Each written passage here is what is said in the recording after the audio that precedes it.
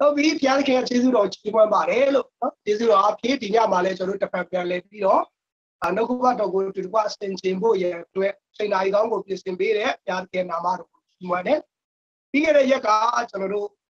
့နော်သခင်ယေရှုခရစ်တော်ရဲ့လူစားတိသခင်ယေရှုခရစ်တော်ရဲ့ဖျားစာတိအကြောင်းကိုကျွန်တော်လေ့လာခဲ့ပါတယ်အဲ့ဒီမှာတော့မပြီးသေးဘူးနည်းနည်းလေးပြန်တယ်အဲ့တော့သခင်ယေရှုဟာလူစားတိလို့ပြောလို့ရှိရင်လူဖြစ်ခြင်းမှာသိကြတဲ့သိကြတဲ့ညာလုံးပြည့်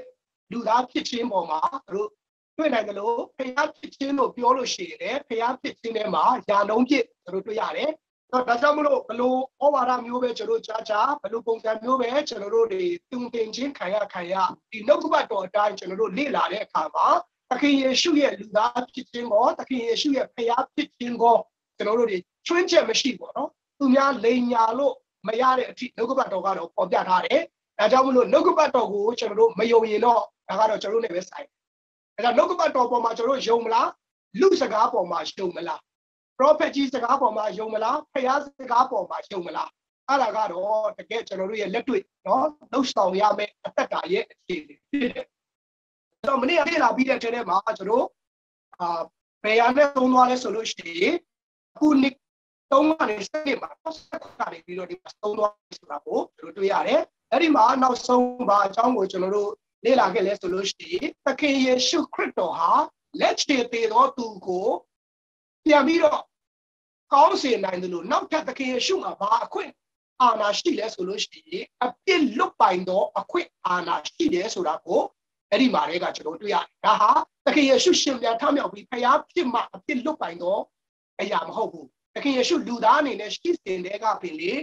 ေတဲ့ရဲ့အဖြစ်ကိုလွတ်စေပြီလို့ပြောလိုက်တဲ့အခါမှာအဲ့ဒီမှာတော့ပါရိရှဲတွေချမ်းတက်တွေကဘလို့လူမျိုးလဲအဖြစ်ကိုလွတ်ပိုင်အောင်သူကဘလို့လဲ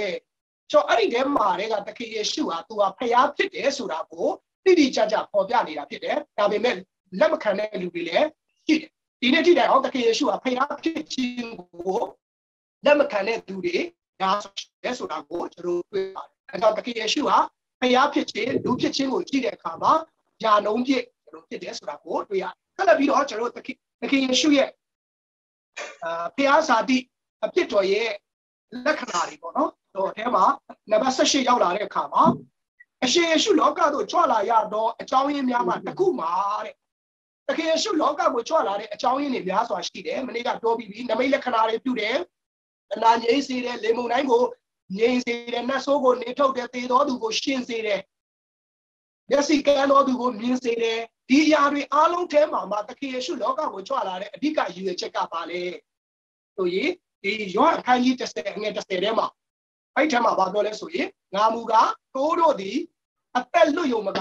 အထူးသဖြင့်အသက်နဲ့ပြည့်စုံနေခြင်းကလာတယ်နောက်သခင်ယေရှုလောကကိုလာတဲ့အဓိကရည်ရွယ်ချက်လို့ပြောရင်ကျွန်တော်တို့အပြစ်သားအားလုံးကိုအပြစ်ကလွတ်ပေးယုံနေမကသေးဘူးဒီနေ့လောကထဲမှာရှိစေမှာပဲလေကျေဝသောအသက်တာနဲ့နော်အသက်ရှင်ဖို့ရန်အတွက်သခင်ယေရှုလာရတဲ့ရည်ရွယ်ချက်ဖြစ်တယ်။အဲတော့သခင်ယေရှုကျွန်တော်တို့လှုပ်ပေးတာကထာဝရအတွက်ပဲမဟုတ်ဘူးဒီနေ့လောကအတွက်ပါသခင်ယေရှုကတာဝန်ယူပေးတဲ့ဖျားဖြစ်တယ်ဆိုတာကိုသူကြွလာခြင်းရဲ့ရည်ရွယ်ချက်ထဲမှာကျွန်တော်တွေ့ရတယ်။နောက်နံပါတ်19ထဲမှာအရှင်ယေရှုတွင်ဘယ်လိုတကိုးလဲရှိသေးတယ်တဲ့နော်ဒါကတော့ကျွန်တော်နှုတ်ကပတ်တော်ကိုကြည့်ဖို့ဖြစ်တယ်သခင်ယေရှုမှာဘာတကိုးရှိသေးလဲဒီသင်ခန်းစာတွေကတော့ကျွန်တော်ကြိုပေးထားတာဖြစ်ပါတယ်ကြိုပေးထားရတဲ့ရည်ရွယ်ချက်ကကျွန်တော်တို့လေ့လာထားဖို့ဖြစ်တယ်လေ့လာတဲ့အခါမှာအခုချိန်မှာကျွန်တော်ပြန်ပြီးတော့စတင်တဲ့အခါမှာစတင်ဖြစ်နေမှာပေါ့နော်ဆိုတော့ယောဟန်အခန်းကြီး9အပိုင်ငယ်21မှာခမည်းတော်သည်တေလုံတော်သူတို့ကိုထမြောက်ရှင်ပြန်စေတော်မူတဲ့ကဲ့သို့ထိုနည်းတူသားတော်သည်လည်းအလိုရှိသမျှသောသူတို့ကိုရှင်စေ၏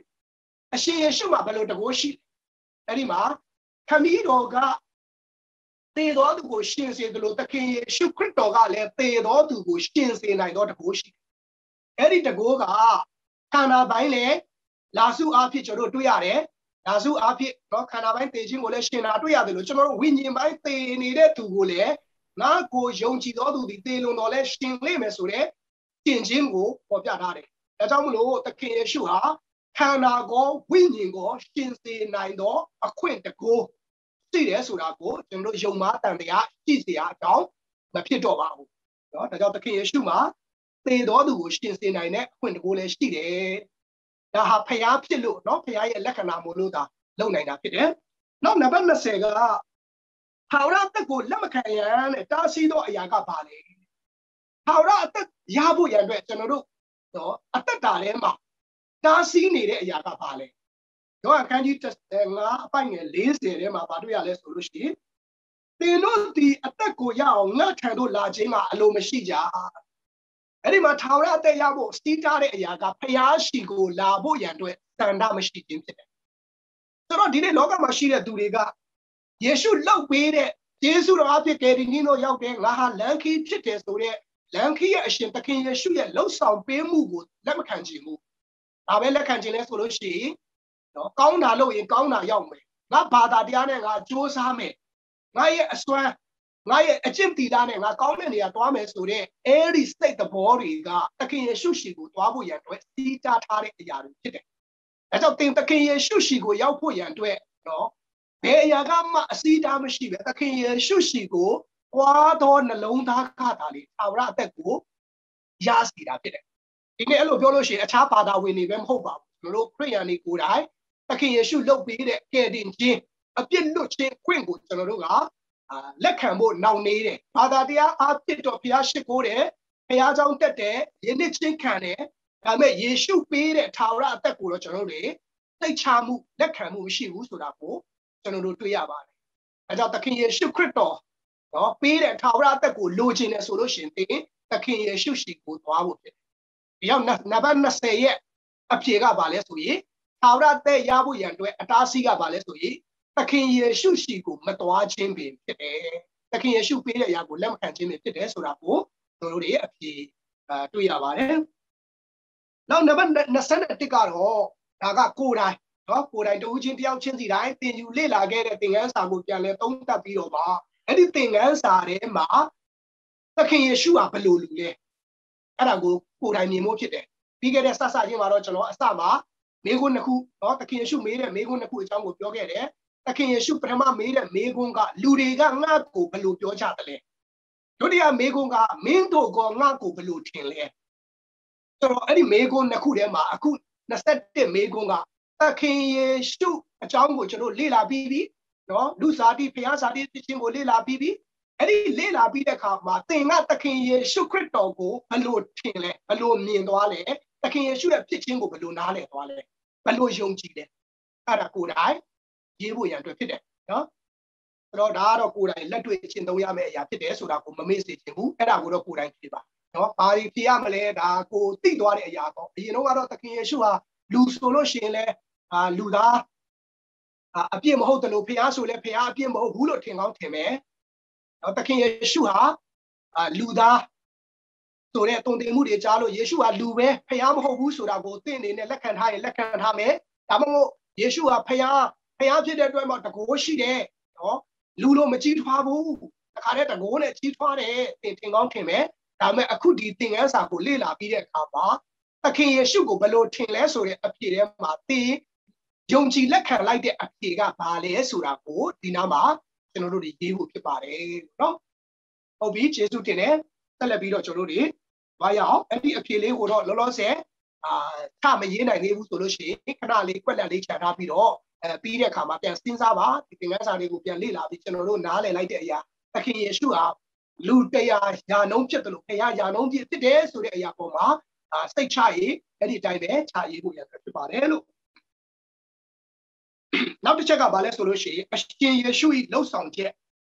ဆိုတော့သခင်ယေရှုရဲ့လှုပ်ဆောင်ချက်နဲ့ပတ်သက်ပြီးတော့ကျွန်တော်တို့တွေလေ့လာဖို့ရဖြစ်တယ်ဆိုတော့သခင်ယေရှုဘာတွေလုပ်ခဲ့လဲဆိုတော့သခင်ယေရှုရဲ့လှုပ်ဆောင်ချက်တွေထဲမှာကျွန်တော်တို့တော့မှတ်သားစရာတွေကျွန်တော်တို့လေ့လာစရာတွေကျွန်တော်တို့အများကြီးရှိမှာဖြစ်တယ်ဆိုတော့တချို့လူတွေကသခင်ယေရှုရဲ့ဖြစ်တည်ခြင်းသခင်ယေရှုရဲ့လှုပ်ဆောင်ခြင်းကိုကြည့်တဲ့အခါမှာနော်သခင်ယေရှုအဆုံးထိ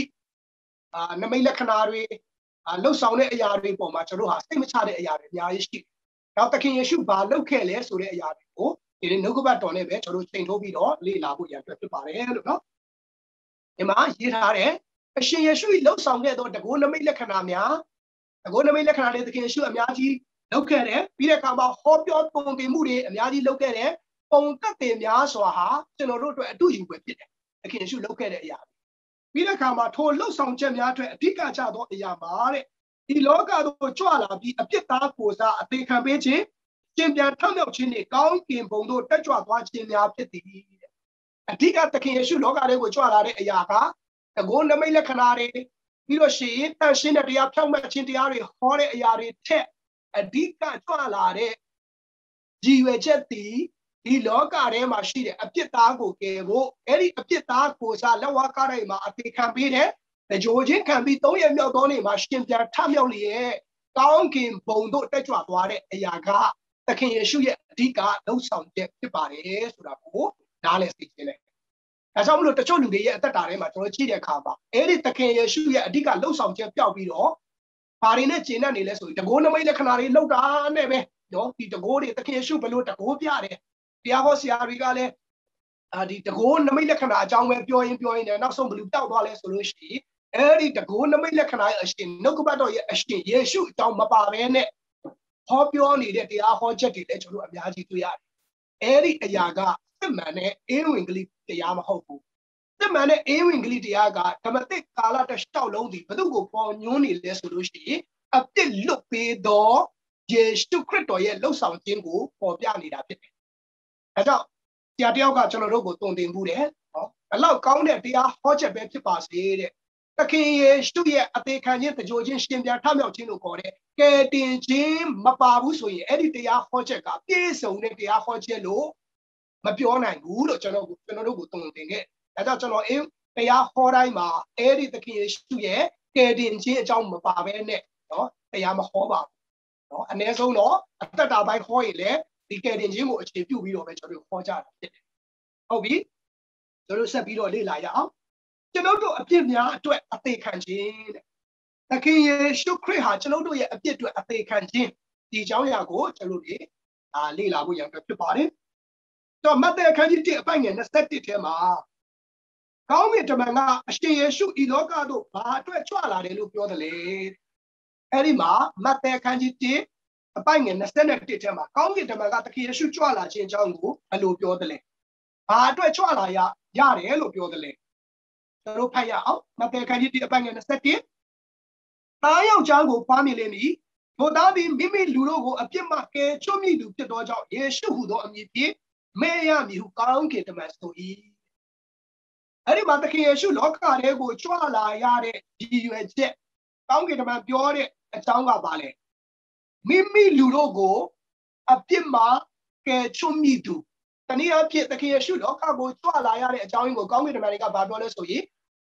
လောကီလူသားတွေရဲ့အပြစ်ကိုကယ်ချွတ်ပေးမဲ့ဖခင်လို့သုံးထားတာတွေ့ရတယ်။ဒါကြောင့်ယေရှုခရစ်တော်ဟာ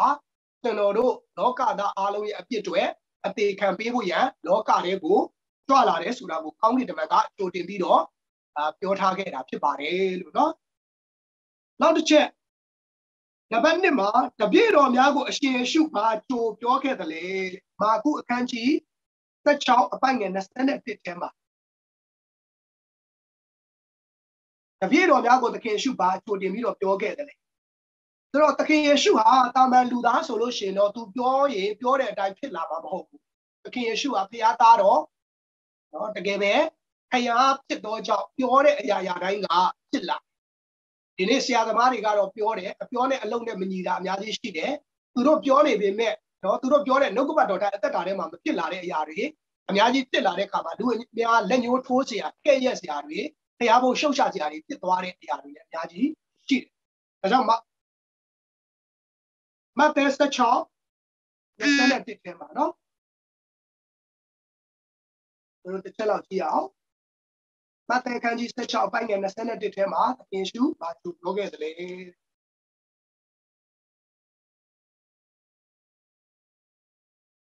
ဘုမတပါကိုတော်သည်ယေရုရှလင်မြို့သို့သွားရမည်လူအကြီးကဲယစ်ပရောဟိတ်အကြီးကျမ်းပြုဆရာတို့လက်၌များစွာခံရမည်အပေသက်ခြင်းကိုလည်းခံရမည်3ရက်မြောက်သောနေ့၌ထမြောက်လိမ့်မည်ဟူသောအကြောင်းများကိုထိုအခါမှစ၍တပည့်တော်တို့အားပြတော်မူ၏သခင်ယေရှုအဲ့ဒီမှာဘာကြိုပြောခဲ့တာလဲအဖမ်းခံရမယ့်အကြောင်းပြီးတဲ့အခါမှာ3ရက်မြောက်သောနေ့မှာရှင်ပြန်ထမြောက်မယ်ဆိုတဲ့အကြောင်းကိုအဓိကပြောခဲ့တာဖြစ်တယ်ဒါကြောင့်သခင်ယေရှုခရစ်တော်ကနော်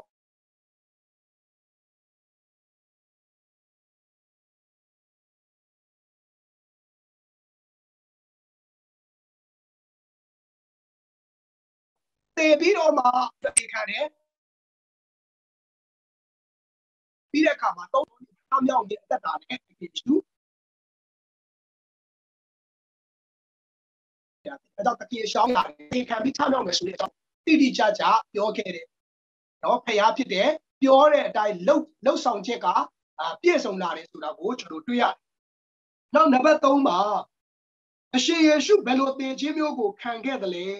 မဿဲအခန်းကြီး29မှာသခင်ယေရှုဘယ်လိုသင်ခြင်းမျိုးကိုခံခဲ့တယ်လဲ29အပိုင်းငယ်35ထဲမှာကိုတော်ကိုလက်ဝါးကပ်တိုင်မှာရိုက်ထားပြီးလေအဝတ်တော်တို့ကိုစည်ရည်တံချ၍ဝေဖန်ကြ၏နော်ဘယ်လိုသင်ခြင်းမျိုးလဲလက်ဝါးကပ်တိုင်မှာရိုက်ပြီးတော့သေရမယ်သေခြင်းမျိုးနော်ဘယ်လိုသေခြင်းမျိုးလဲလို့မေးလက်ဝါးကားတိုင်းမှာအသေးခံခြင်းအဲ့တော့သခင်ယေရှုခရစ်တော်ကကျွန်တော်တို့အပြစ်များတွေလက်ဝါးကားတိုင်းမှာတန်နဲ့ရိုက်ပြီးတော့အသေးခံခဲ့တဲ့ဘုရားဖြစ်တယ်ဒါကိုကြိုပြောခဲ့တယ်နော်ကြိုပြောခဲ့တဲ့အရာတွေဖြစ်တယ်ဒါကြောင့်သခင်ယေရှုရဲ့လှုပ်ဆောင်ချက်တွေကြည့်ရင်သခင်ယေရှုခရစ်တော်ဟာသူ့ရဲ့လှုပ်ဆောင်ချက်တွေကိုကြိုပြီးတော့ပြောထားတဲ့အတိုင်းတစ်ခုပြီးတစ်ခုလုပ်တယ်ဆိုတာကိုကျွန်တော်တွေ့ရပါတယ်နောက်တစ်ချက်ကဘယ်လိုလူတို့နဲ့အတူအသေးခံခဲ့တယ်လဲတဲ့သခင်ယေရှုရဲ့လှုပ်ဆောင်ချက်တွေထဲမှာမဿဲ29:38မှာထိုအခါကိုတော်နဲ့တကွဓမြ2ယောက်တို့ကိုလက်ရတော်ဘက်၌တယောက်လက်ဝဲတော်ဘက်၌တယောက်လက်ဝါးကားတိုင်းမှာရိုက်ထားကြ၏ဘယ်သူတွေနဲ့အတူအသေးခံလဲဆိုရင်ဓမြ2ယောက်နဲ့ဖြစ်တယ်ဆိုတော့ဒါကနော်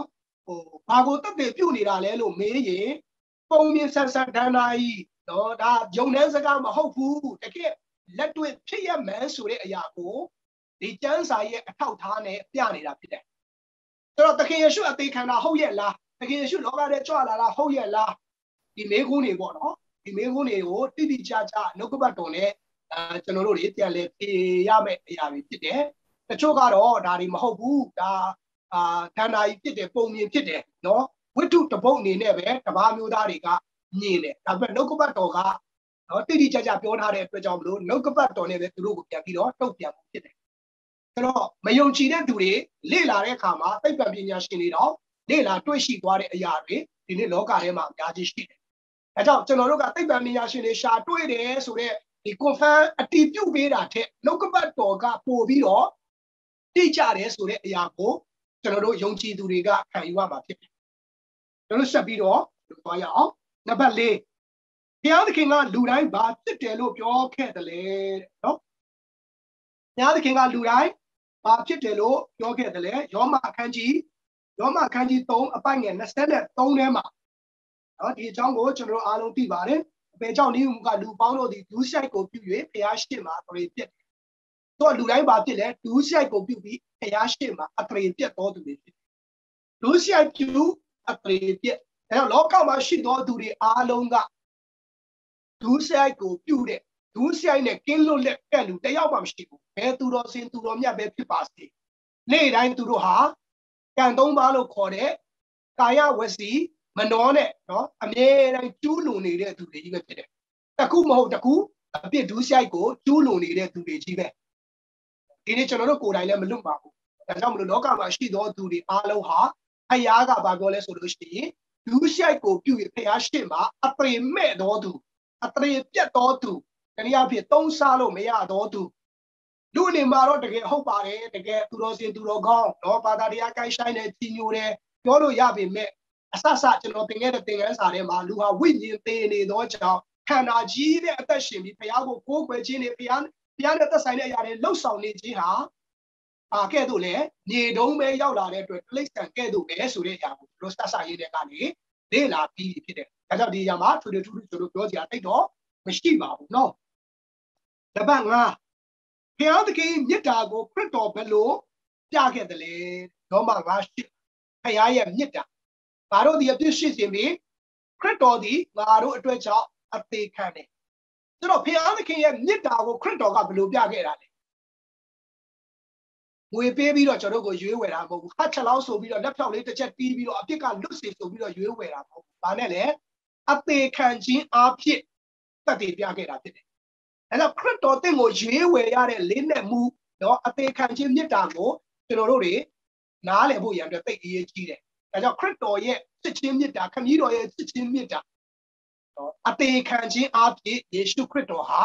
ကျွန်တော်တို့ကိုပြခဲ့တာဖြစ်တယ်ဆိုတာကိုအမြဲတမ်းအမှတ်ရစေချင်တယ်ခရစ်တော်ရဲ့အသေးခံခြင်းကိုအမြဲတမ်းအမှတ်ရပြီဆိုလို့ရှိရင်လေ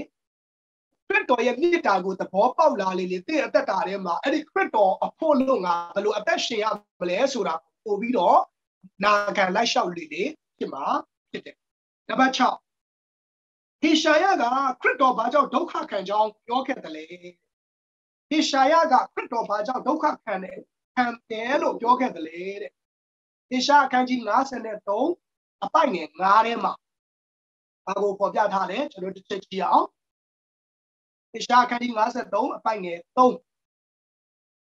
မထီမဲ့မြင်ပြုခြင်းကိုခံ၍လူတို့တွင်အယုတ်ဆုံးသောသူဖြစ်ညိုညင်သောသူနာကျင်ခြင်းဝေဒနာနှင့်ကျွမ်းဝင်သောသူဖြစ်သူတစ်ပါးမျက်နှာလွှဲခြင်းကိုခံရသောသူကဲ့သို့ဖြစ်မထီမဲ့မြင်ပြုခြင်းကိုခံလျက်ရှိ၍ငါတို့သည်မယိုသေးကြတဲ့အဲ့ဒီမှာခရစ်တော်ရဲ့ခံခဲ့တဲ့ဒုက္ခခရစ်တော်ရဲ့ခံခဲ့တဲ့ဆင်းရဲခြင်းခရစ်တော်ရဲ့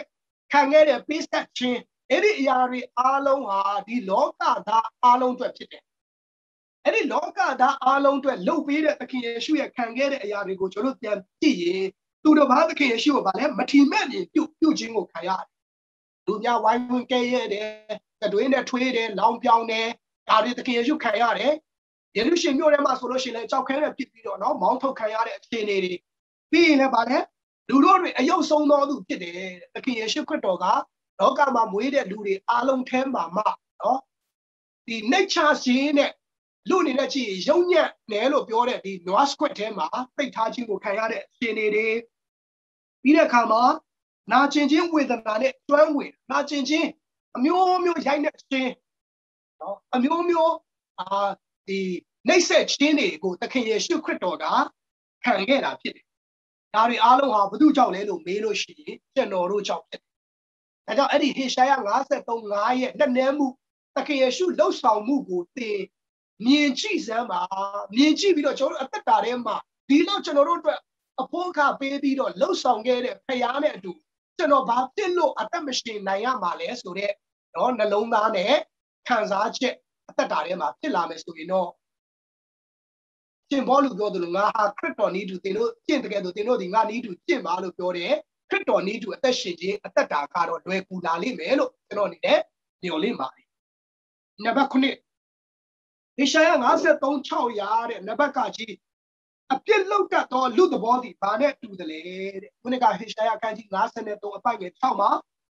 ငါတို့ရှိသမျှသည်တိုးကဲ့သို့လမ်းလွဲ၍ကိုလမ်းသို့အသီးသီးလိုက်သွားကြသည်ဖြစ်၍သာရဖျားသည်ခတ်သိမ်းသောငါတို့၏အပြစ်များကိုသူ့ပေါ်လိုက်တယ်အဲ့ဒီမှာအပြစ်လောက်တတ်သောလူသဘောကဘာနဲ့တူတယ်လို့ပြောလဲလမ်းလွဲသော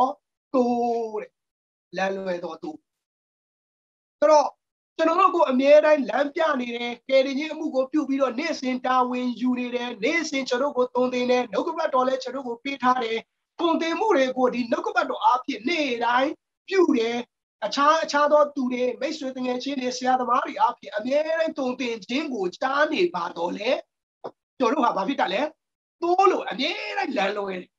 ဒီအားဖြင့်ကျွန်တော်တို့ဟာနားကောက်တယ်နော်နားခံခြင်းအသက်တာအရင်အားနေတယ်အမြဲတမ်းလမ်းလွဲနေတာနေ့တိုင်းနှုတ်ကပတ်တော်ရဲ့လှုပ်ဆောင်စေခြင်းနဲ့အသက်တာနဲ့ကျွန်တော်တို့ရှောက်လန်းတဲ့အသက်တာပြန်စဉ်းစားဘယ်ဟာကပုံများနေလဲเนาะဒါကြောင့်မလို့ကျွန်တော်ကတိုးကဲ့သို့လမ်းလွဲသောအသက်တာနဲ့နေ့တိုင်းအသက်ရှင်နေတယ်ဆိုတာကိုတွေ့ရတယ်။ခါခွေးကကျွန်တော်တို့အပြစ်ဘာဖြစ်သွားသလဲ။အဲ့ဒီမှာလမ်းလွဲတဲ့လူတွေရဲ့အပြစ်ကို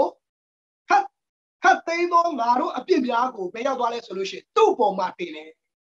ကျွန်တော်တို့တွေမာတယ်ကျွန်တော်တို့ရဲ့အားနည်းချက်တွေအားလုံးကိုဘယ်ပေါ်မှာတင်လဲဆိုရင်ယေရှုခရစ်တော်ပေါ်မှာတင်လိုက်တယ်ဆိုတော့သခင်ယေရှုခရစ်တော်ပေါ်မှာကျွန်တော်တို့ရဲ့အပြစ်တွေအားလုံးကိုတင်လိုက်တဲ့အခါမှာကျွန်တော်တို့ဟာအပြစ်လွတ်တော်သူဖြစ်တယ်အဲကရှေ့တမဟောင်းခင်မှာနော်ဒီရစ်ပူဇော်ခြင်းနဲ့ပတ်သက်ရင်လူတယောက်ကအပြစ်လုပ်ထားတယ်ဆိုလို့ရှိရင်အဲဒီလူကရစ်ပရောဟိတ်စီကိုရစ်ကောင်လေးယူလာတယ်ဥပမာတိုးပေါ့များသောအားဖြင့်တိုးကိုသုံးပြုပါတယ်ဒါပေမဲ့မရှိစင်းရဲသားတွေအတွက်ဘုရားကတခြားတိရစ္ဆာန်လေးတွေနဲ့ပူဇော်ခွင့်ကိုပေးပါတယ်ဆိုတော့အပြစ်သားက အပြစ်တွေနဲ့တိုးတစ်ကောင်အဲ့ဒီယူလာတဲ့တိုးကအပြစ်ကင်းစင်တဲ့တိုးအပြစ်ကင်းစင်တဲ့တိုးကိုယူလာပြီးတော့အဲ့ဒီအပြစ်သားကသူ့ရဲ့အပြစ်တွေကိုယစ်ပရောဟိတ်ကိုပေါ်ပြတောင်းပန်ပြီးတော့ခွင့်ပြောတယ်အဲ့ဒီယစ်ပရောဟိတ်ကသူ့ရဲ့အပြစ်တွေအားလုံးကိုအဲ့ဒီတိုးပေါ်မှာတင်လိုက်ပြီးတော့ယစ်ပူစော်တယ်အဲ့လိုယစ်ပူစော်ခြင်းအပြင်ခုနှစ်ကအပြစ်လှုပ်ထားသောသူကအပြစ်လွတ်သောသူဖြစ်သွားတယ်ဒါကြောင့်အခုလည်းကျွန်တော်တို့သုံးကဲ့သို့လမ်းလွဲနေသောသူတွေအမြဲတမ်းဒုစရိုက်အပြစ်မှာပျော်မွေ့နေသောသူတွေအားလုံးရဲ့အပြစ်ကိုယေရှုခရစ်တော်ပေါ်မှာတင်တဲ့အခါမှာကျွန်တော်တို့ဘာဖြစ်သွားလဲလို့မေးရင်ကျွန်တော်တို့အပြစ်လွတ်သောသူဖြစ်သွားတယ်အာမင်ဒါဖခင်ရဲ့လုပ်ပေးတဲ့ယေရှုတော်ဖြစ်တယ်ဒါကြောင့်ဖခင်သခင်ကအရန်ကောင်းမြတ်တယ်လို့သခင်ယေရှုခရစ်တော်ကလည်းကျွန်တော်တို့ရဲ့လုပ်ပေးမှုကလွန်စွာတော့ကြီးမားတယ်ကောင်းမြတ်တယ်ဆိုတာကိုကျွန်တော်နားလည်သဘောပေါက်ယေရှုတော်အမြဲတမ်းချီးမွမ်းဖို့ရအတွက်ဖြစ်ပါတယ်လို့ဒီအကြောင်းကိုဆင်ခြင်အောက်မေ့နေသောကြောင့်သာရှင်ပေါလုတို့ထောင်ထဲရောက်လဲချီးမွမ်းနိုင်တာဖြစ်နေတဲ့အရာခံစားနေရတဲ့အရာတဲ့ဖခင်လှုပ်ပြီးတဲ့ယေရှုတော်တွေကတာ၍များတယ်ဆိုတာကိုသူသဘောပေါက်သွားတဲ့အခါမှာဘယ်နေရာရောက်အရာ၌ယေရှုတော်ချီးမွမ်းခြင်းဆိုတာအဲ့ဒီမှာပေါ်လာတာဖြစ်တယ်ဒါကြောင့်ဒီအသက်တာကသူတို့တယောက်ချင်းစီတိုင်းမှာရှိတင်တော့အသက်တာဖြစ်ပါတယ်လို့နော်ဆက်ပြီးတော့လေ့လာရအောင်နံပါတ်၈တိပေခန်းကြီး1အပိုင်းငယ်24အရာတဲ့ကားရင်ပေါ်မှာနံပါတ်ကာကြီးကားရင်ပေါ်မှာသခင်ရှုဘာလုပ်ခဲ့တယ်လဲတိပေခန်းကြီး1အပိုင်းငယ်24ငါတို့ဒီအပြစ်နဲ့ဆိုင်သောအရာနဲ့အသေးဖြစ်ဖြောင့်မတ်ခြင်းအရာနဲ့အသက်ရှင်စေမည်ကြောင့်ငါတို့အပြစ်များကိုကိုတော်တိုင်တက်တိုင်မှာခံတော်မူပြီးတန်ချက်တော်များအဖြစ်သင်တို့ဒီအနာပြောင်းလျက်ရှိကြ၏ကားရင်ပေါ်မှာခရစ်တော်ဘာလုပ်ပေးတယ်လဲတဲ့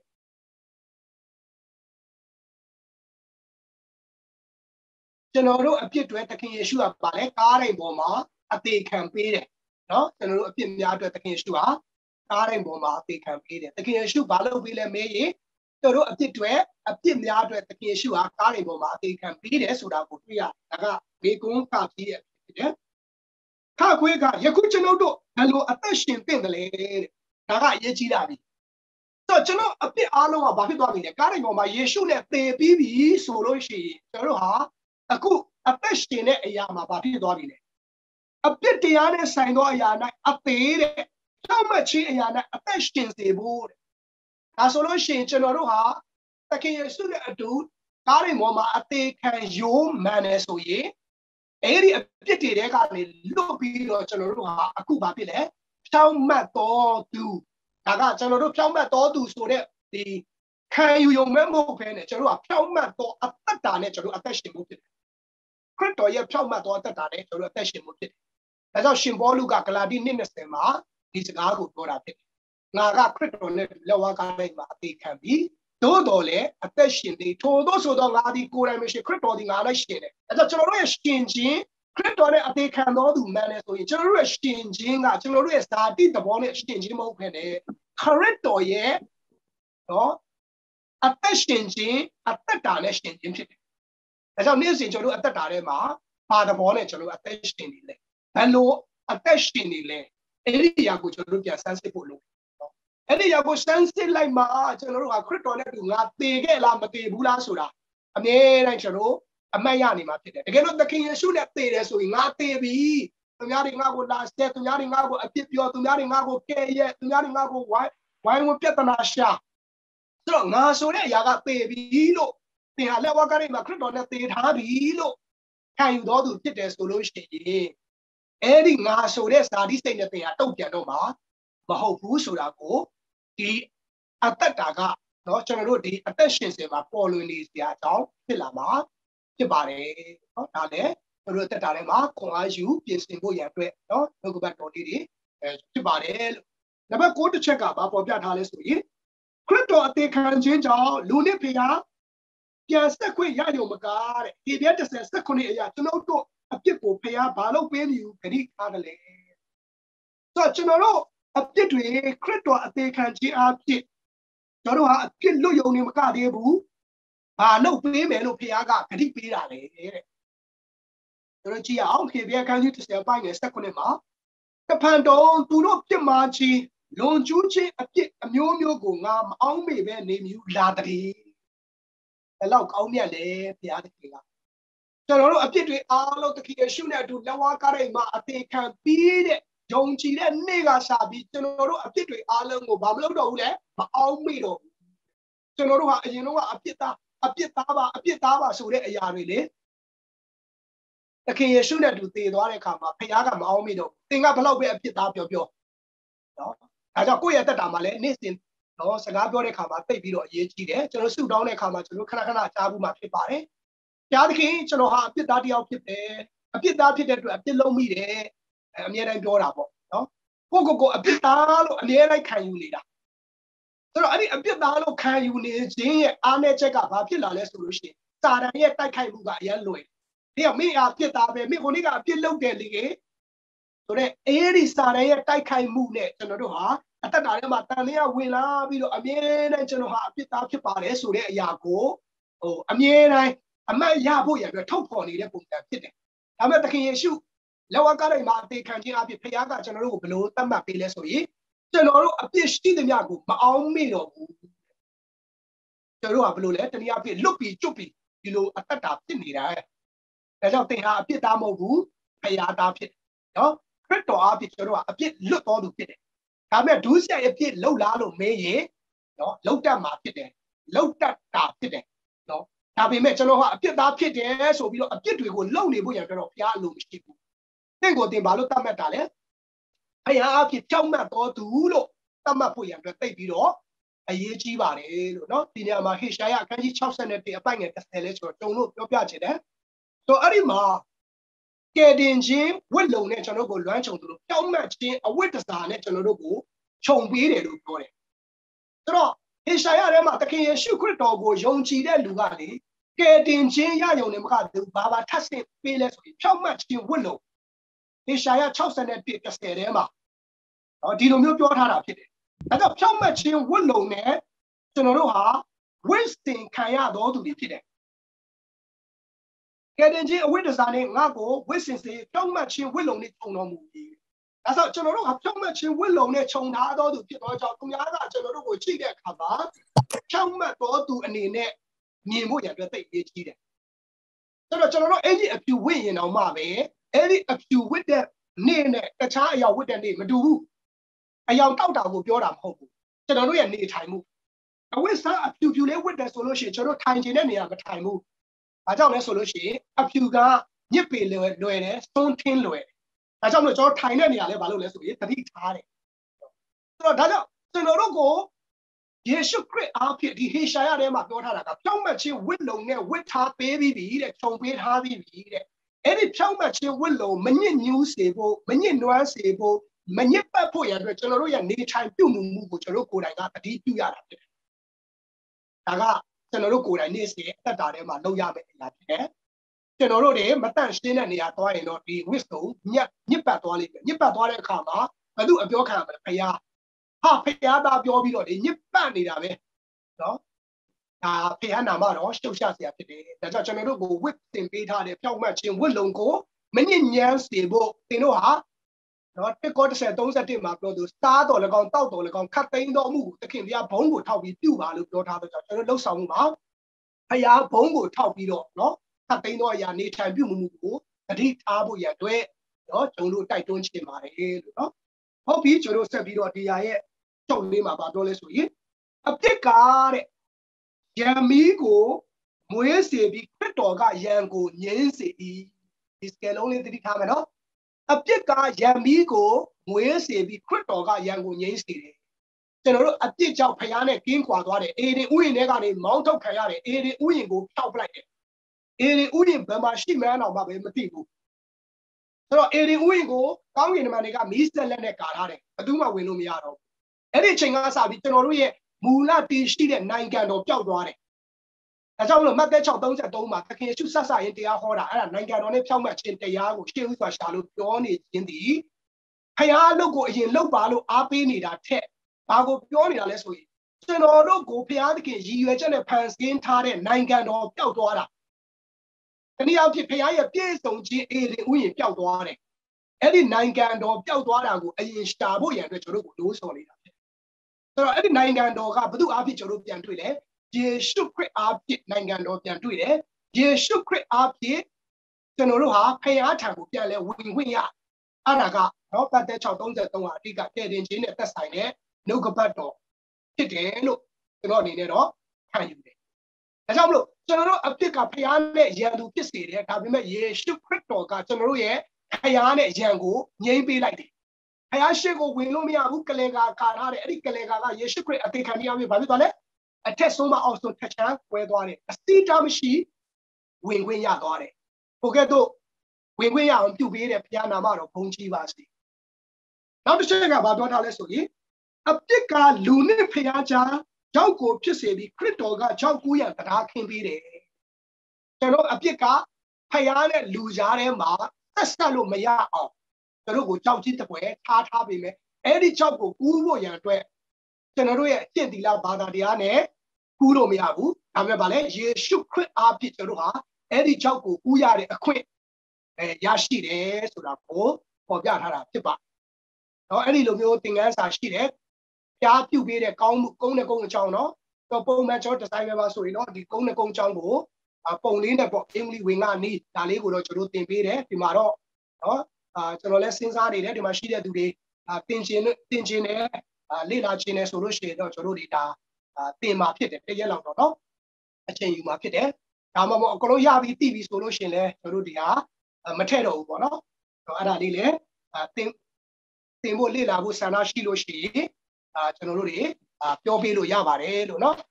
ဟောဒီပါမီးပြတ်သွားပြီဒါပေမဲ့ကျွန်တော်တို့ဆက်ပြီးတော့သွားရအောင်နော်ကျွန်တော်မျက်နှာမတွေ့ရပေမဲ့စာတော့တွေ့ရကျွန်တော်အပြစ်ကားတဲ့မိတ္တဟာယကိုပြည့်စေပြီးခရစ်တော်ကကွဲကွာမှုကိုစစ်ဆက်ပေးတယ်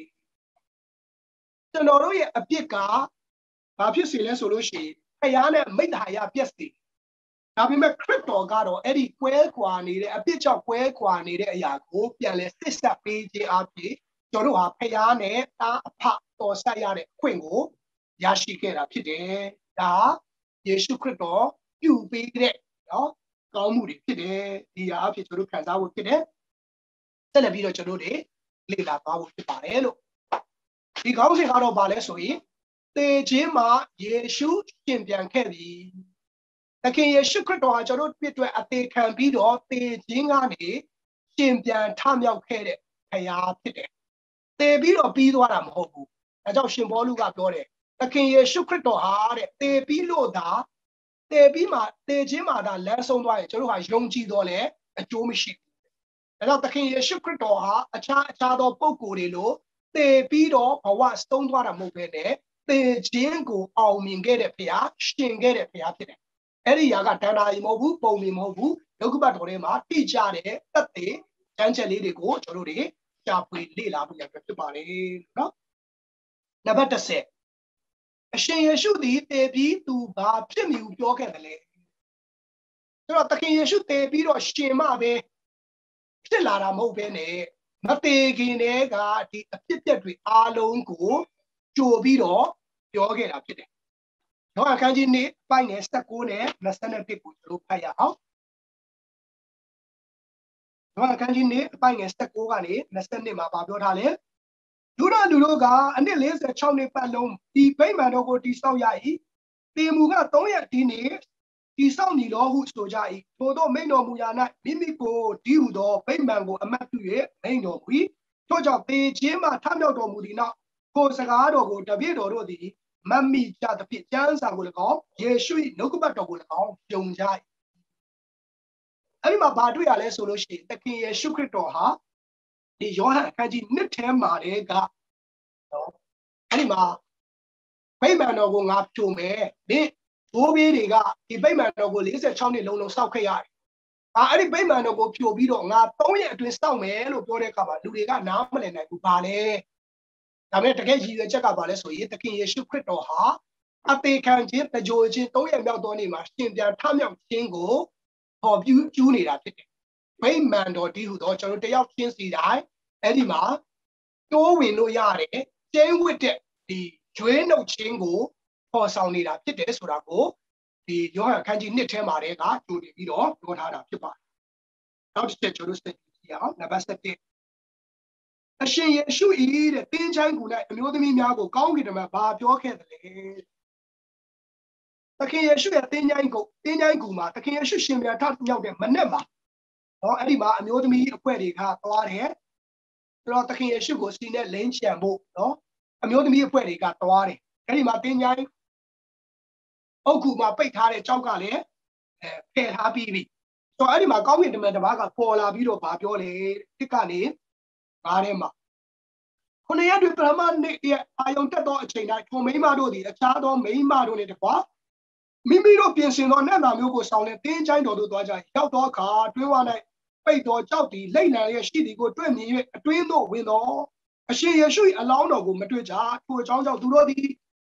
တွင်းတော်သောစိတ်ရှိစဉ်တွင်လူနှစ်ယောက်တို့သည်ပြိုးပြိုးပြက်ပြက်အဝတ်ကိုဝတ်ဆင်လျက်ပေါ်လာ၏ထိုမိန်းမတို့သည်ကြောက်လန့်သောစိတ်နှင့်ငုံ၍နေစဉ်တွင်ထိုသူတို့ကသင်တို့သည်အသေးကောင်ရှိရာအရ၌အသက်ရှင်သောသူကိုအဘေကြောင့်ရှာကြသည်အဲ့ဒီတင်းချိုင်းမှာကောင်းကင်တမန်နှစ်ပါးကပြိုးပြိုးပြက်ပြက်နဲ့ပေါ်လာပြီးတော့ပြောတဲ့စကားသိရေးကြည့်တယ်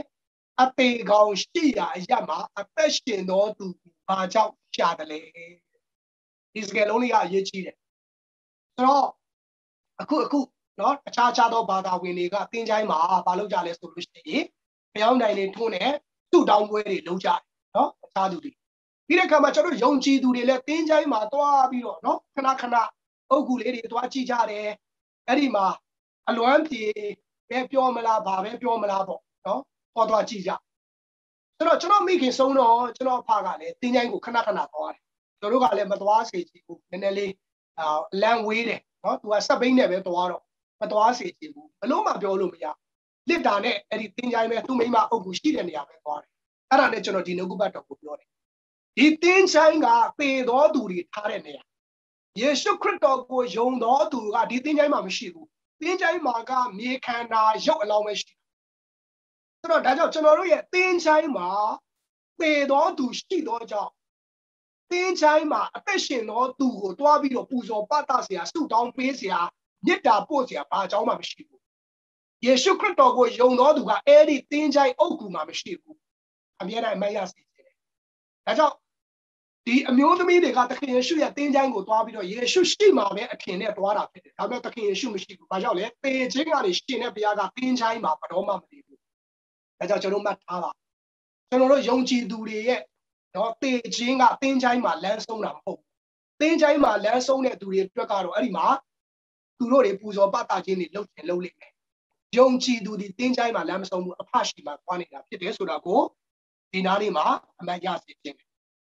နံပါတ်7အရှင်ယေရှုရှင်ပြန်ပြီးဘယ်သူတွေမြင်ခဲ့ကြသလဲနော်ဒါသခင်ယေရှုရဲ့ရှင်ခြင်းနဲ့ပတ်သက်ပြီးတော့ကျွန်တော်တို့ပြောနေတဲ့အရာဖြစ်တယ်ခုနကတော့ကောင်းကင်တမန်ကပြောတယ်ရှင်ပြီးနော်ဒီအမျိုးသမီးအဖွဲ့တွေလည်းသခင်ယေရှုရှင်တယ်ဆိုတာကိုသိသွားပြီးပြီးတဲ့အခါမှာဘယ်သူတွေထပ်ပြီးတော့မြင်သေးလဲတဲ့ဒီကောခန်းကြီး15ပိုင်းငယ်3ကနေ9မှာငါဒီကိုယ်တိုင်ခံယူသည့်တိုင်းနဲ့သင်တို့သည်ရှေးဥစွာအပေးသောအကြောင်းအရာဟုမူကားခရစ်တော်သည်ကျမ်းစာလာသည့်တိုင်ငါတို့အပြစ်ကြောင့်အသေးခံတော်မူသည်ကြိုပြီးမှကျမ်းစာလာသည့်တိုင်3ရက်မြောက်သောနေ့၌ထားမြောက်တော်မူ၏ကေဖသည်ကိုတော်ကိုမြင်ပြီးမှတစ်ချိန်တစ်ပါးသောသူတို့သည်မြင်ရကြ၏ထို့နောက်ညီအကို900မကတပြိုင်တည်းမြင်ရကြ၏ထိုသူတို့သည်အများသောသူတို့သည်ယခုတိုင်အောင်အသက်ရှင်ကြသေး၏ဟုသေး၏အချို့တို့သည်အိပ်ပျော်ကြပြီထို့နောက်ယာကုပ်မြင်ရ၏သခင်ယေရှုအသက်ရှင်တယ်လို့ပြောတဲ့အရာမှာနော်အချလောင်းဆိုပြီးရှင်ပြီးပျောက်သွားတာမဟုတ်ဘူးလူတယောက်ကငါတွေ့ပါတယ်ဆိုတဲ့မရေရာတဲ့မပေကြတဲ့စကားအဖြစ်ပြောတာမဟုတ်ဘူးခုနကအမျိုးသမီးတစ်ဖွဲ့ကဟာတင်းတိုင်းမှာသခင်ယေရှုမတွေ့တော့ဘူးသေကြီးကနေရှင်သွားပြီဆိုတဲ့အဲ့ဒီအမျိုးသမီးတစ်ဖွဲ့ကပဲဂျန်တဲ့သူတွေကိုလိုက်ပြီးတော့ပြန့်တာမဟုတ်ဘူးစကားသခင်ယေရှုသေခြင်းကနေရှင်ပြန်ထမြောက်တဲ့အကြောင်းကိုလူ900ထက်မကမြင်တယ်တဲ့ဒါဆိုလို့ရှိရင်သခင်ယေရှုရှင်ပြန်ထမြောက်ခြင်းဆိုတာကနော်လိန်လေလက်ပြားလီလေကြံစီပြီးတော့ပြောတဲ့အရာမဟုတ်ဘူးဆိုတာကိုသိချစေချင်တာဖြစ်တယ်ဒါကြောင့်လူတဦးနှစ်ဦးတက်တေခိုင်အောင်မှပဲတက်တေကခိုင်လုံးတယ်လေအခုလူ900မကသခင်ယေရှုကသေခြင်းကနေရှင်တယ်ဆိုတာကိုမြင်ခဲ့တာဖြစ်တော့ကြောင့်သခင်ယေရှုရဲ့ရှင်ပြန်ခြင်းသည်ပုံမြင်မဟုတ်ဘူးဒဏ္ဍာရီမဟုတ်ဘူးတကယ်အစစ်မှန်ဖြစ်တယ်ဆိုတာကိုကျွန်တော်တို့ယုံမှားတန်တရားကင်းစွာနဲ့ ယုံကြည်ဖို့ရန်အတွက်သက်သေတွေဖြစ်တယ်။နောက်ကျွန်တော်တို့နံပါတ်73အကယ်၍ခရစ်တော်ပြန်မရှင်ရင်ဘာဖြစ်မလဲတဲ့နှစ်ချက်နော်နှစ်ချက်လောက်တဲ့ခရစ်တော်သာတည်ခြင်းကနေပြန်မရှင်ဘူးဆိုရင်တဲ့ဘာဖြစ်မလဲတဲ့တိကောခန်းကြီး15 14ကနေ19မှာခရစ်တော်ဒီထောက်မြောက်တော်မူရင်ငါတို့ဟောပြောခြင်း၌အကျိုးမရှိတင်တို့ယုံကြည်ခြင်း၌လည်းအကျိုးမရှိခရစ်တော်သာမရှင်ဘူးဆိုရင်တဲ့ဟောပြောတဲ့သူကလည်းအကျိုးမရှိဘူးယုံတာလည်းအကျိုးမရှိဘူးတဲ့ထို့မြတ်မကငါတို့ဒီဘုရားသခင်အမှုမှာမမှန်သောတသက်ခံဖြစ်ကြ၏အကြောင်းမူကားတေလွန်သောသူတို့သည်ထမြောက်ခြင်းမရှိလေဘုရားသခင်သည်ခရစ်တော်ကိုထမြောက်စေတော်မမူယခုမှခရစ်တော်ကိုထမြောက်စေတော်မူပြီးငါတို့သည်ဘုရားသခင်အကြောင်းကိုတသက်ခံကြ၏တေလွန်သောသူတို့သည်ထမြောက်ခြင်းမရှိလေခရစ်တော်သည်ထမြောက်တော်မမူဆိုတော့အဓိကဒီမှာဘာကိုကျွန်တော်တို့တွေ့ရလဲဆိုလို့ရှိရင်ခရစ်တော်သာပြန်မရှင်ဘူးဆိုရင်ဟောပြောနေတဲ့သူကလည်းလူလိမ်ပဲယုံကြည်တဲ့သူကလည်းဘယ်လိုပြောမလဲအပေါ်စားဆန်တယ်ဒီဦးနောက်မရှိဘူးလို့ကျွန်တော်တို့ပြောလို့ရတယ်အဲဒါခရစ်တော်ရဲ့ရှင်ပြန်ထမြောက်ခြင်းကကျွန်တော်တို့ဟောပြောတော်သူအတွက်လည်းအားရပါရအာမခံချက်အပြည့်နဲ့ဟောပြောနိုင်တယ်လို့ယုံကြည်ရတာလည်းလေးလေးနက်နက်နှစ်ကာရှိအဲကြောင့်အကယ်၍ခရစ်တော်ပြန်မရှင်ဘာဖြစ်မလဲဆိုတဲ့နှစ်ချက်မှာဟောတဲ့သူကလည်းအကျိုးမရှိဘူးယုံတဲ့သူလည်းအကျိုးမရှိဘူးအခုခရစ်တော်ရှင်ခဲ့လို့ကျွန်တော်တို့ဟောတာလည်းအကျိုးရှိယုံကြည်ရတာလည်းကျွန်တော်တို့ဟာအကျိုးရှိတယ်ဆိုတာကိုနားလည်သိခြင်းနဲ့နောက်တစ်ချက်ကျွန်တော်တို့ဆက်ပြီးတော့တွားရအောင်နံပါတ်14ဘာအကြောင်းကိုတမန်တော်များထပ်တလဲလဲတက်တည်ခံခဲ့ကြတယ်လေတမန်တော်တွေကဘာအကြောင်းကိုတဖန်ထပ်တလဲလဲတခါပြီးတခါတမန်တော်တွေကပြောနေရတာလေတဲ့တမန်တော်ဝိတ္ထုအခန်းကြီး3အပိုင်ငယ်14နဲ့15မှာတန်ရှင်ဖြောင့်မတ်တော်မူသောသခင်ကိုညှင်းပယ်၍လူအသက်ကိုတတ်ခြင်းအဖြစ်ရှိသောသူတစ်ယောက်ကိုရမည်အကြောင်းနဲ့တောင်းပန်သဖြင့်အသက်ရှင်ခြင်းတို့ပို့ဆောင်တော်မူသောအရှင်ကိုကွက်မြက်ကြပြီတကားထိုအရှင်ကိုဘုရားသခင်သည်တည်ခြင်းမှာထမြောက်စေတော်မူသည်ကိုငါတို့သည်တသက်ခံဖြစ်ကြ၏တမန်တော်တွေဘာကိုတသက်ခံတာလဲတည်ခြင်းကရှင်တဲ့အကြောင်းကိုတသက်ခံတာဒီနေ့လူတွေတရားဟောတယ်တသက်ခံတယ်ဟောတရားဟောပွဲတွေအများကြီးလုပ်တယ် line ပေါ်မှာကျွန်တော်တွေ့တယ်ဘာအကြောင်းတွေတက်တည်ခံဘယ်ຢာတွေကိုဟောပြောနေတာလဲသခင်ယေရှုရဲ့ရှင်ပြန်ထမြောက်ခြင်းအကြောင်းပဲဟောနေတာလားသခင်ယေရှုကိုယုံရင်ဘာရမယ်ညာရမယ်ဖခင်ကိုယုံရင်ဘာပေးမယ်ညာပေးမယ်ဟောနေတာလားနမိတ်လက္ခဏာတွေပြပြီးတော့ရေကနေကျွန်တော်စပည့်ရဖြစ်စေမယ်ရေကနေကော်ဖီဖြစ်စေမယ်ဆိုတဲ့အရာတွေကျွန်တော်ဟောနေတာလားတမန်တော်တွေအဓိကဟောတဲ့အရာကသခင်ယေရှုဟာကျွန်တော်တို့အပြစ်တွေအသေးခံပြီးတေခြင်းကနေရှင်ပြန်ထမြောက်တယ်ဆိုတဲ့အရာကိုအဓိကထားပြီးဟောနေတာဖြစ်တယ်။ဒါဆိုရင်တင်းနဲ့ကျွန်တော်ဟောရမယ့်အရာကပါလေ။တေခြင်းကနေရှင်ပြန်ထမြောက်တဲ့ယေရှုအကြောင်းကိုသက်သေခံမှုဖြစ်တယ်။ယေရှုခရစ်တော်ရဲ့လှုပ်ဆောင်ခြင်းတွေတဲ့ကျွန်တော်တို့အပြစ်ကနေရွေးနှုတ်ခြင်းအကြောင်းကိုကျွန်တော်တို့ကအဓိကထားပြီးဟောသောအရာဒီဒါအင်းဝင်ကလေးအစ်စ်မှန်ဖြစ်တယ်။တပည့်တော်တွေကဒါပဲဟောတယ်နော်။ဒီနေ့တော့နမိတ်လက္ခဏာတွေလူတွေကလည်းတောင်းတကြတယ်လေအဲကြောင့်နမိတ်လက္ခဏာတွေအများကြီးလုပ်ပြတယ်သခင်ယေရှုခရစ်တော်တော်မှပဲเนาะဒီလိုလူမျိုးတွေရှေ့မှာငါနမိတ်လက္ခဏာမလုပ်ဘူးဆိုပြီးနမိတ်လက္ခဏာလုပ်ခြင်းကိုသခင်ယေရှုတော်ရပ်တန့်တယ်ဒီနေ့လူတွေကနမိတ်လက္ခဏာပဲတောင်းတယ်တကယ်တမ်းသခင်ယေရှုပေးချင်တာကနမိတ်လက္ခဏာမဟုတ်ဘူးထာဝရအသက်ဒုတိယတစ်ချက်တမန်တော်ဝိတ္ထုအခန်းကြီး4ပိုင်ငယ်33ထဲမှာပြောလဲသခင်ယေရှုထမြောက်တော်မူခြင်းအကြောင်းကိုတမန်တော်တို့သည်ကြီးသောတကုန်းနှင့်သက်သေခံ၍ထိုသူအပေါင်းတို့သည်ကြီးသောကျေးဇူးတော်နှင့်ပြည့်စုံကြ၏အဲ့ဒီမှာကြီးသောတကုန်းနဲ့ဟောတဲ့အခါမှာကြီးသောကျေးဇူးတော်နှင့်ပြည့်စုံနောက်ကဘတ်တော်ဟောတဲ့အခါမှာဘာအကြောင်းကိုကြီးသောတကုန်းနဲ့ဟောလဲသခင်ယေရှုရှင်ပြန်ထမြောက်ခြင်းအကြောင်းကိုကြီးသောတကုန်းနဲ့ဟောမှကြီးသောကျေးဇူးတော်ကိုခံရမှာဖြစ်တယ်ပြောချင်တာကသခင်ယေရှုရဲ့ရှင်ပြန်ထမြောက်ခြင်းဟာအစစ်မှန်ဖြစ်တယ်ဆိုတာကိုကိုယ်တိုင်တော့စိတ်ချမှုယာနှုံးပြည့်စိတ်ချခြင်းနဲ့ဟောတာဖြစ်တယ်။ဟာတကယ်ရှင်လို့လားမေးလို့ရှိရင်လေဇဝေဇဝါနဲ့ကျွန်တော်တို့တန်တရားဖြစ်နေတဲ့လူတွေအများကြီးရှိတယ်။တော့ကိုယ်တိုင်ကသခင်ယေရှုရှင်ပြန်ထမြောက်ခြင်းပေါ်မှာယုံကြည်ခြင်းအပြည့်စိတ်ချခြင်းအပြည့်好多得打去把大的表来讲，技术到这个呢，表来那把皮带说那个，就是对呀的。好比那边生哪里的这几面，那现在是身边这样片密度比较偏啥些的嘞。那看也是也身边这啊的，不都是比较过偏啥些的嘞？要么看你的，半夜累的嘛。那过来的话，平常的给打到天杀了不多啊，俺罗的给也是可以丢的。明明打到过张表也平常的给你写个，明明不偏面比，但是呢，讲啥呢？给你打到不多，因为这样个好事情啊，有一些快他有他们咯，原来看到的也是可以种啊暴露的，这个还得嘛把表里来的。他样子可以打到手的，也不表里来的。然后他可以是可以多也新疆的啊，他可以是啊，不都比讲过天杀谁来，所以他样子可以打到比讲过天杀谁来的。第哪里嘛，就罗的送到不的。现在现在他们经过包膜地势路巴个的，喏，那里嘛，那得赶紧的是些，得赶紧的是个拍吧，路个赶紧的是那个拍吧，喏，赶紧的是得赶紧的是这个拍吧。现在他们今天把的比包膜地势路哩。就说ဒီနောက်ကပတ်တော်တွေတဲ့တင်တော်တော်လေးကိုပြည့်စုံနေပါပြီလို့เนาะဒါကြောင့်ကျွန်တော်တို့ကိုယ်ွယ်တဲ့ဘုရားသခင်အားတကယ်ပဲတေခြင်းကနေရှင်ပြန်ထမြောက်တဲ့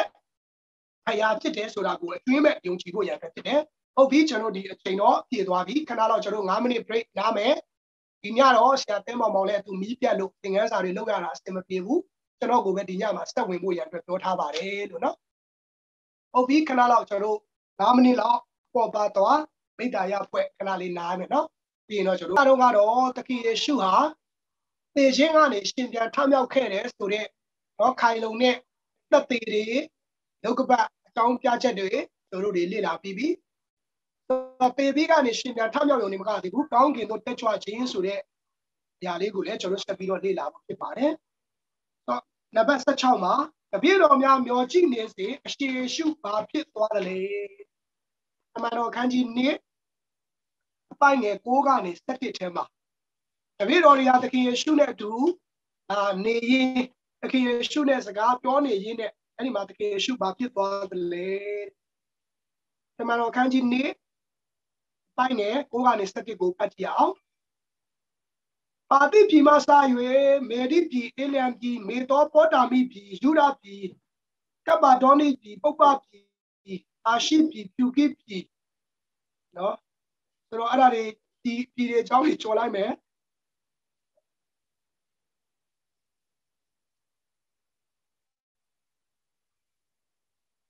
ငယ်စနစ်ကိုဖတ်ရအောင်ထို့သူအပေါင်းတို့သည်မိမောတွေ့ဝေသောဆက်ရှိသည်နှင့်ဒီအမှုရာသည်အဘယ်သို့သောအမှုရာဖြစ်သည်ကိုတယောက်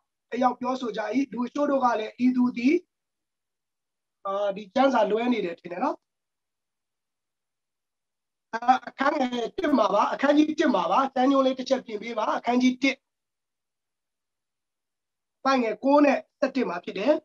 တမန်တော်တို့သည်ကြည့်ရှုလျက်နေကြစေသခင်ဖျားသည်အထက်သို့ဆောင်ယူခြင်းကိုခံတော်မူ၍မိုးတိမ်သည်ကိုတော်ကိုမျက်ွယ်အောင်ခံယူလေ၏အဲ့ဒီမှာတပည့်တော်တွေဟာသခင်ယေရှုနဲ့အတူနေတဲ့အချိန်မှာအဲ့ဒီသခင်ယေရှုခရစ်တော်ဟာသူတို့မျက်ဝါးထင်နေသူတို့ရဲ့ရှေ့မှာပဲဒီကောင်းကင်တို့နော်မိုးတိမ်နဲ့တက်သွားတယ်ဆိုတာကိုတွေ့ရတယ်ကောင်းကင်တို့တက်သွားပြီးတော့မိုးတိမ်ကွယ်တဲ့အထိကောင်းကင်ကိုပြန်တက်သွားတယ်ဆိုတဲ့အရာကိုကျွန်တော်တွေ့ရတယ်အဲ့ဒီချမ်းညွှန်းလေးတစ်ချက်လောက်ကျွန်တော်ပြန်ပြင်ပေးစေချင်တယ်တမန်တော်အခန်းကြီး1နော်တမန်တော်အခန်းကြီး2လို့ကျွန်တော်ရေးထားပါတယ်အမှန်မှာတမန်တော်အခန်းကြီး1ဖြစ်တယ်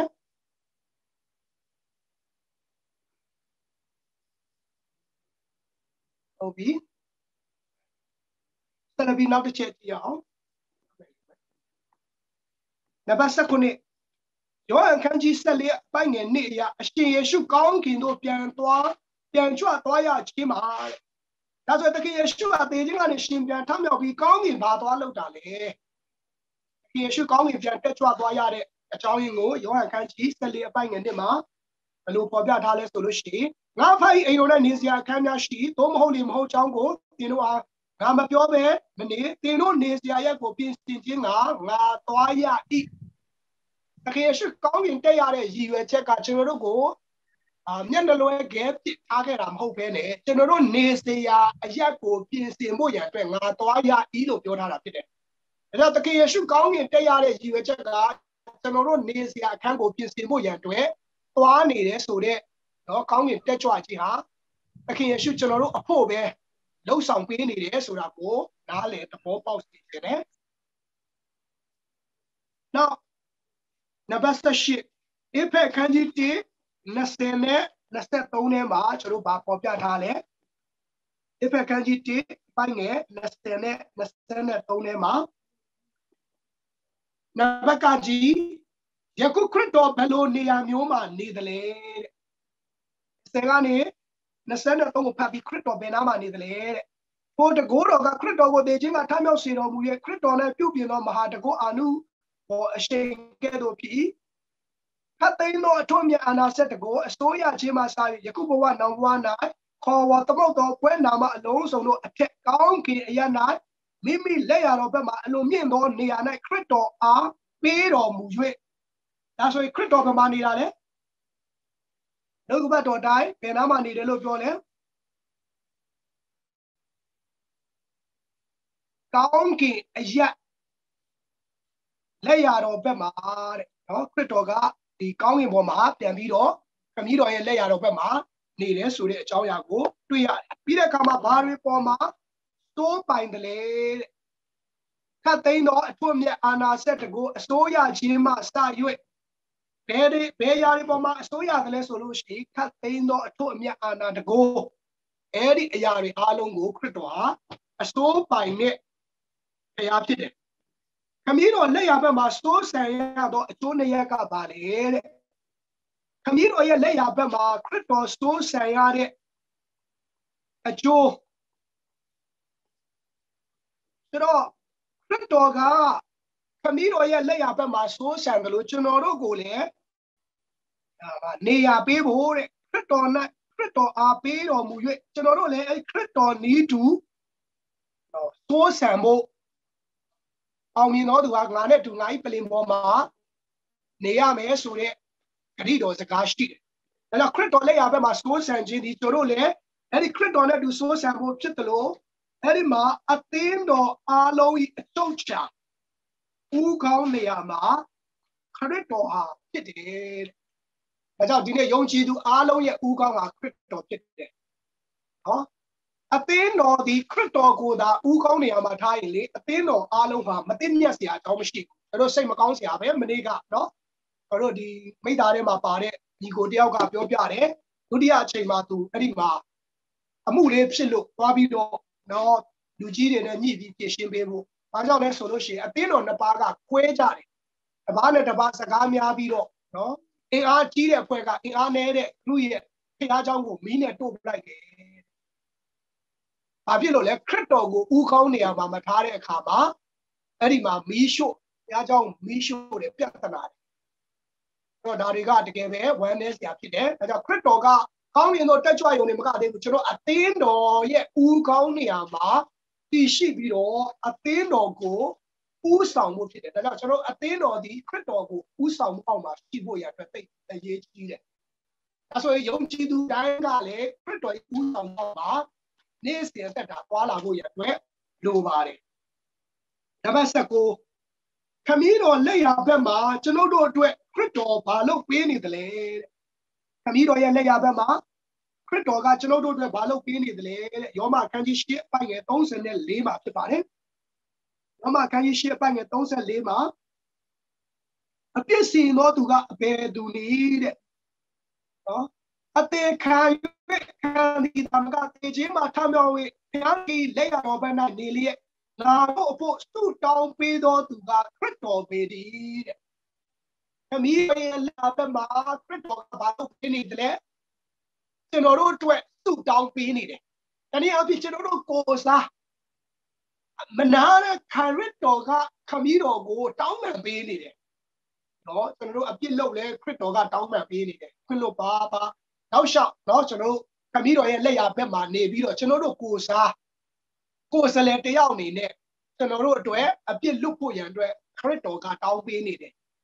ဒါကျွန်တော်တို့အတွက်ကြည်နူးစရာဖြစ်တယ်နော်ခရစ်တော်ကအကောင်းကြီးတက်ကြွသွားပြီးတော့ကျွန်တော်တို့ကိုဒီတိုင်းပဲမိထားတာမို့ကျွန်တော်တို့အတွက်နေ့တိုင်းအမြဲတမ်းအလုပ်လုပ်နေတယ်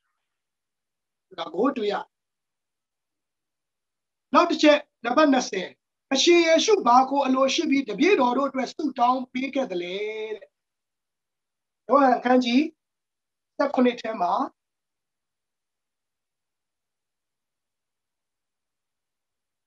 နံပါတ်20အဲ့ဒီမှာအချက်လေးတွေအဲ့ဒီ20ထဲကနေအချက်လေးတွေတစ်ချက်ပြီးတစ်ချက်ကျွန်တော်တို့တွေလုပ်ဖို့ကြည့်ဖို့ရန်အတွက်ဖြစ်ပါတယ်အရှင်ယေရှုဘာကိုအလိုရှိပြီးတပည့်တော်တို့အတွက်ဆုတောင်းပေးခဲ့တယ်လေယောဟန်အခန်းကြီး19နံပါတ်ကကြီးအပိုင်ငယ်7မှာအပိုင်ငယ်7မှာသခင်ယေရှုဘာလုပ်ပေးခဲ့တယ်လဲယောဟန်အခန်းကြီး19ရဲ့အပိုင်ငယ်7ဖြစ်ပါတယ်တို့ကြည့်အောင်ယခုမှစ၍ကျွန်ုပ်ဒီဤလောက၌မရှိပါဤသူတို့မူကားဤလောက၌ရှိရကြပါမည်ကျွန်ုပ်ဒီကိုယ်တော်ထံသို့သွားရပါမည်တန်ရှင်းတော်မူသောဖာကိုယ်တော်နှင့်ကျွန်ုပ်ဒီတလုံးတစ်ဝါဒီဖြစ်တဲ့ကဲ့သို့ကျွန်ုပ်ဟာပေးတော်မူသောဤသူတို့သည်ရှင်းရပါမည်အကြောင်းသူတို့ကိုကိုယ်တော်၏နာမ၌တည်စေတော်မူပါအဲ့ဒီမှာခရစ်တော်ကဘာလို့ရှိနေတာလဲ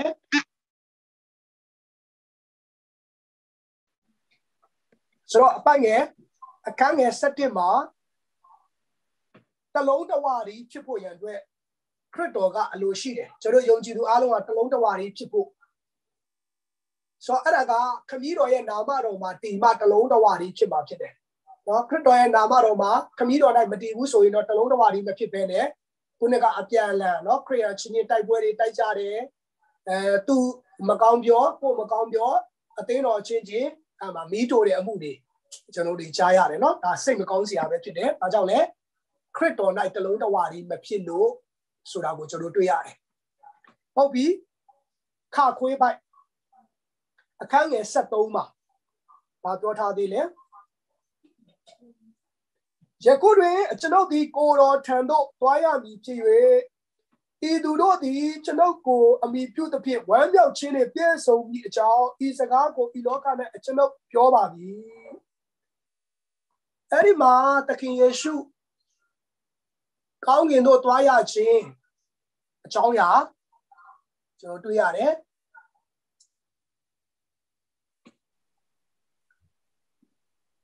ဆိုတော့ကောင်းကင်သို့သခင်ယေရှုတက်ကြွသွားတဲ့အကြောင်းအရာလေးကိုကျွန်တော်နေအဲ့ဒီမှာတွေ့ရတယ်ဆိုတော့ရည်ရွယ်ချက်ကဘာလဲကောင်းကင်သို့တက်ကြွတဲ့ရည်ရွယ်ချက်ဝမ်းမြောက်ခြင်းနဲ့ပြည့်စုံဖို့တဲ့ဆိုတော့သခင်ယေရှုကောင်းကင်နိုင်ငံသွားရတဲ့အဓိကအကြောင်းရင်းကနောက်တစ်ခုကျွန်တော်တို့ကလောကထဲမှာရှိနေပါတော့လေခရစ်တော်ကိုအမိပြုပြီးတော့ကျွန်တော်တို့တရားချင်းစီတဲ့အသက်တာထဲမှာဝမ်းမြောက်ခြင်းပြည့်စုံဖို့ရအတွက်ဖြစ်တယ်ဒါကြောင့်သခင်ယေရှုကောင်းကင်တက်ကြွခြင်းဟာကျွန်တော်တို့အကျိုးအတွက်ပဲဖြစ်တယ်ဆိုတာကိုကျွန်တော်နားလည်ရတယ်အခန်းငယ်14မှာဘာတွေ့ရလဲ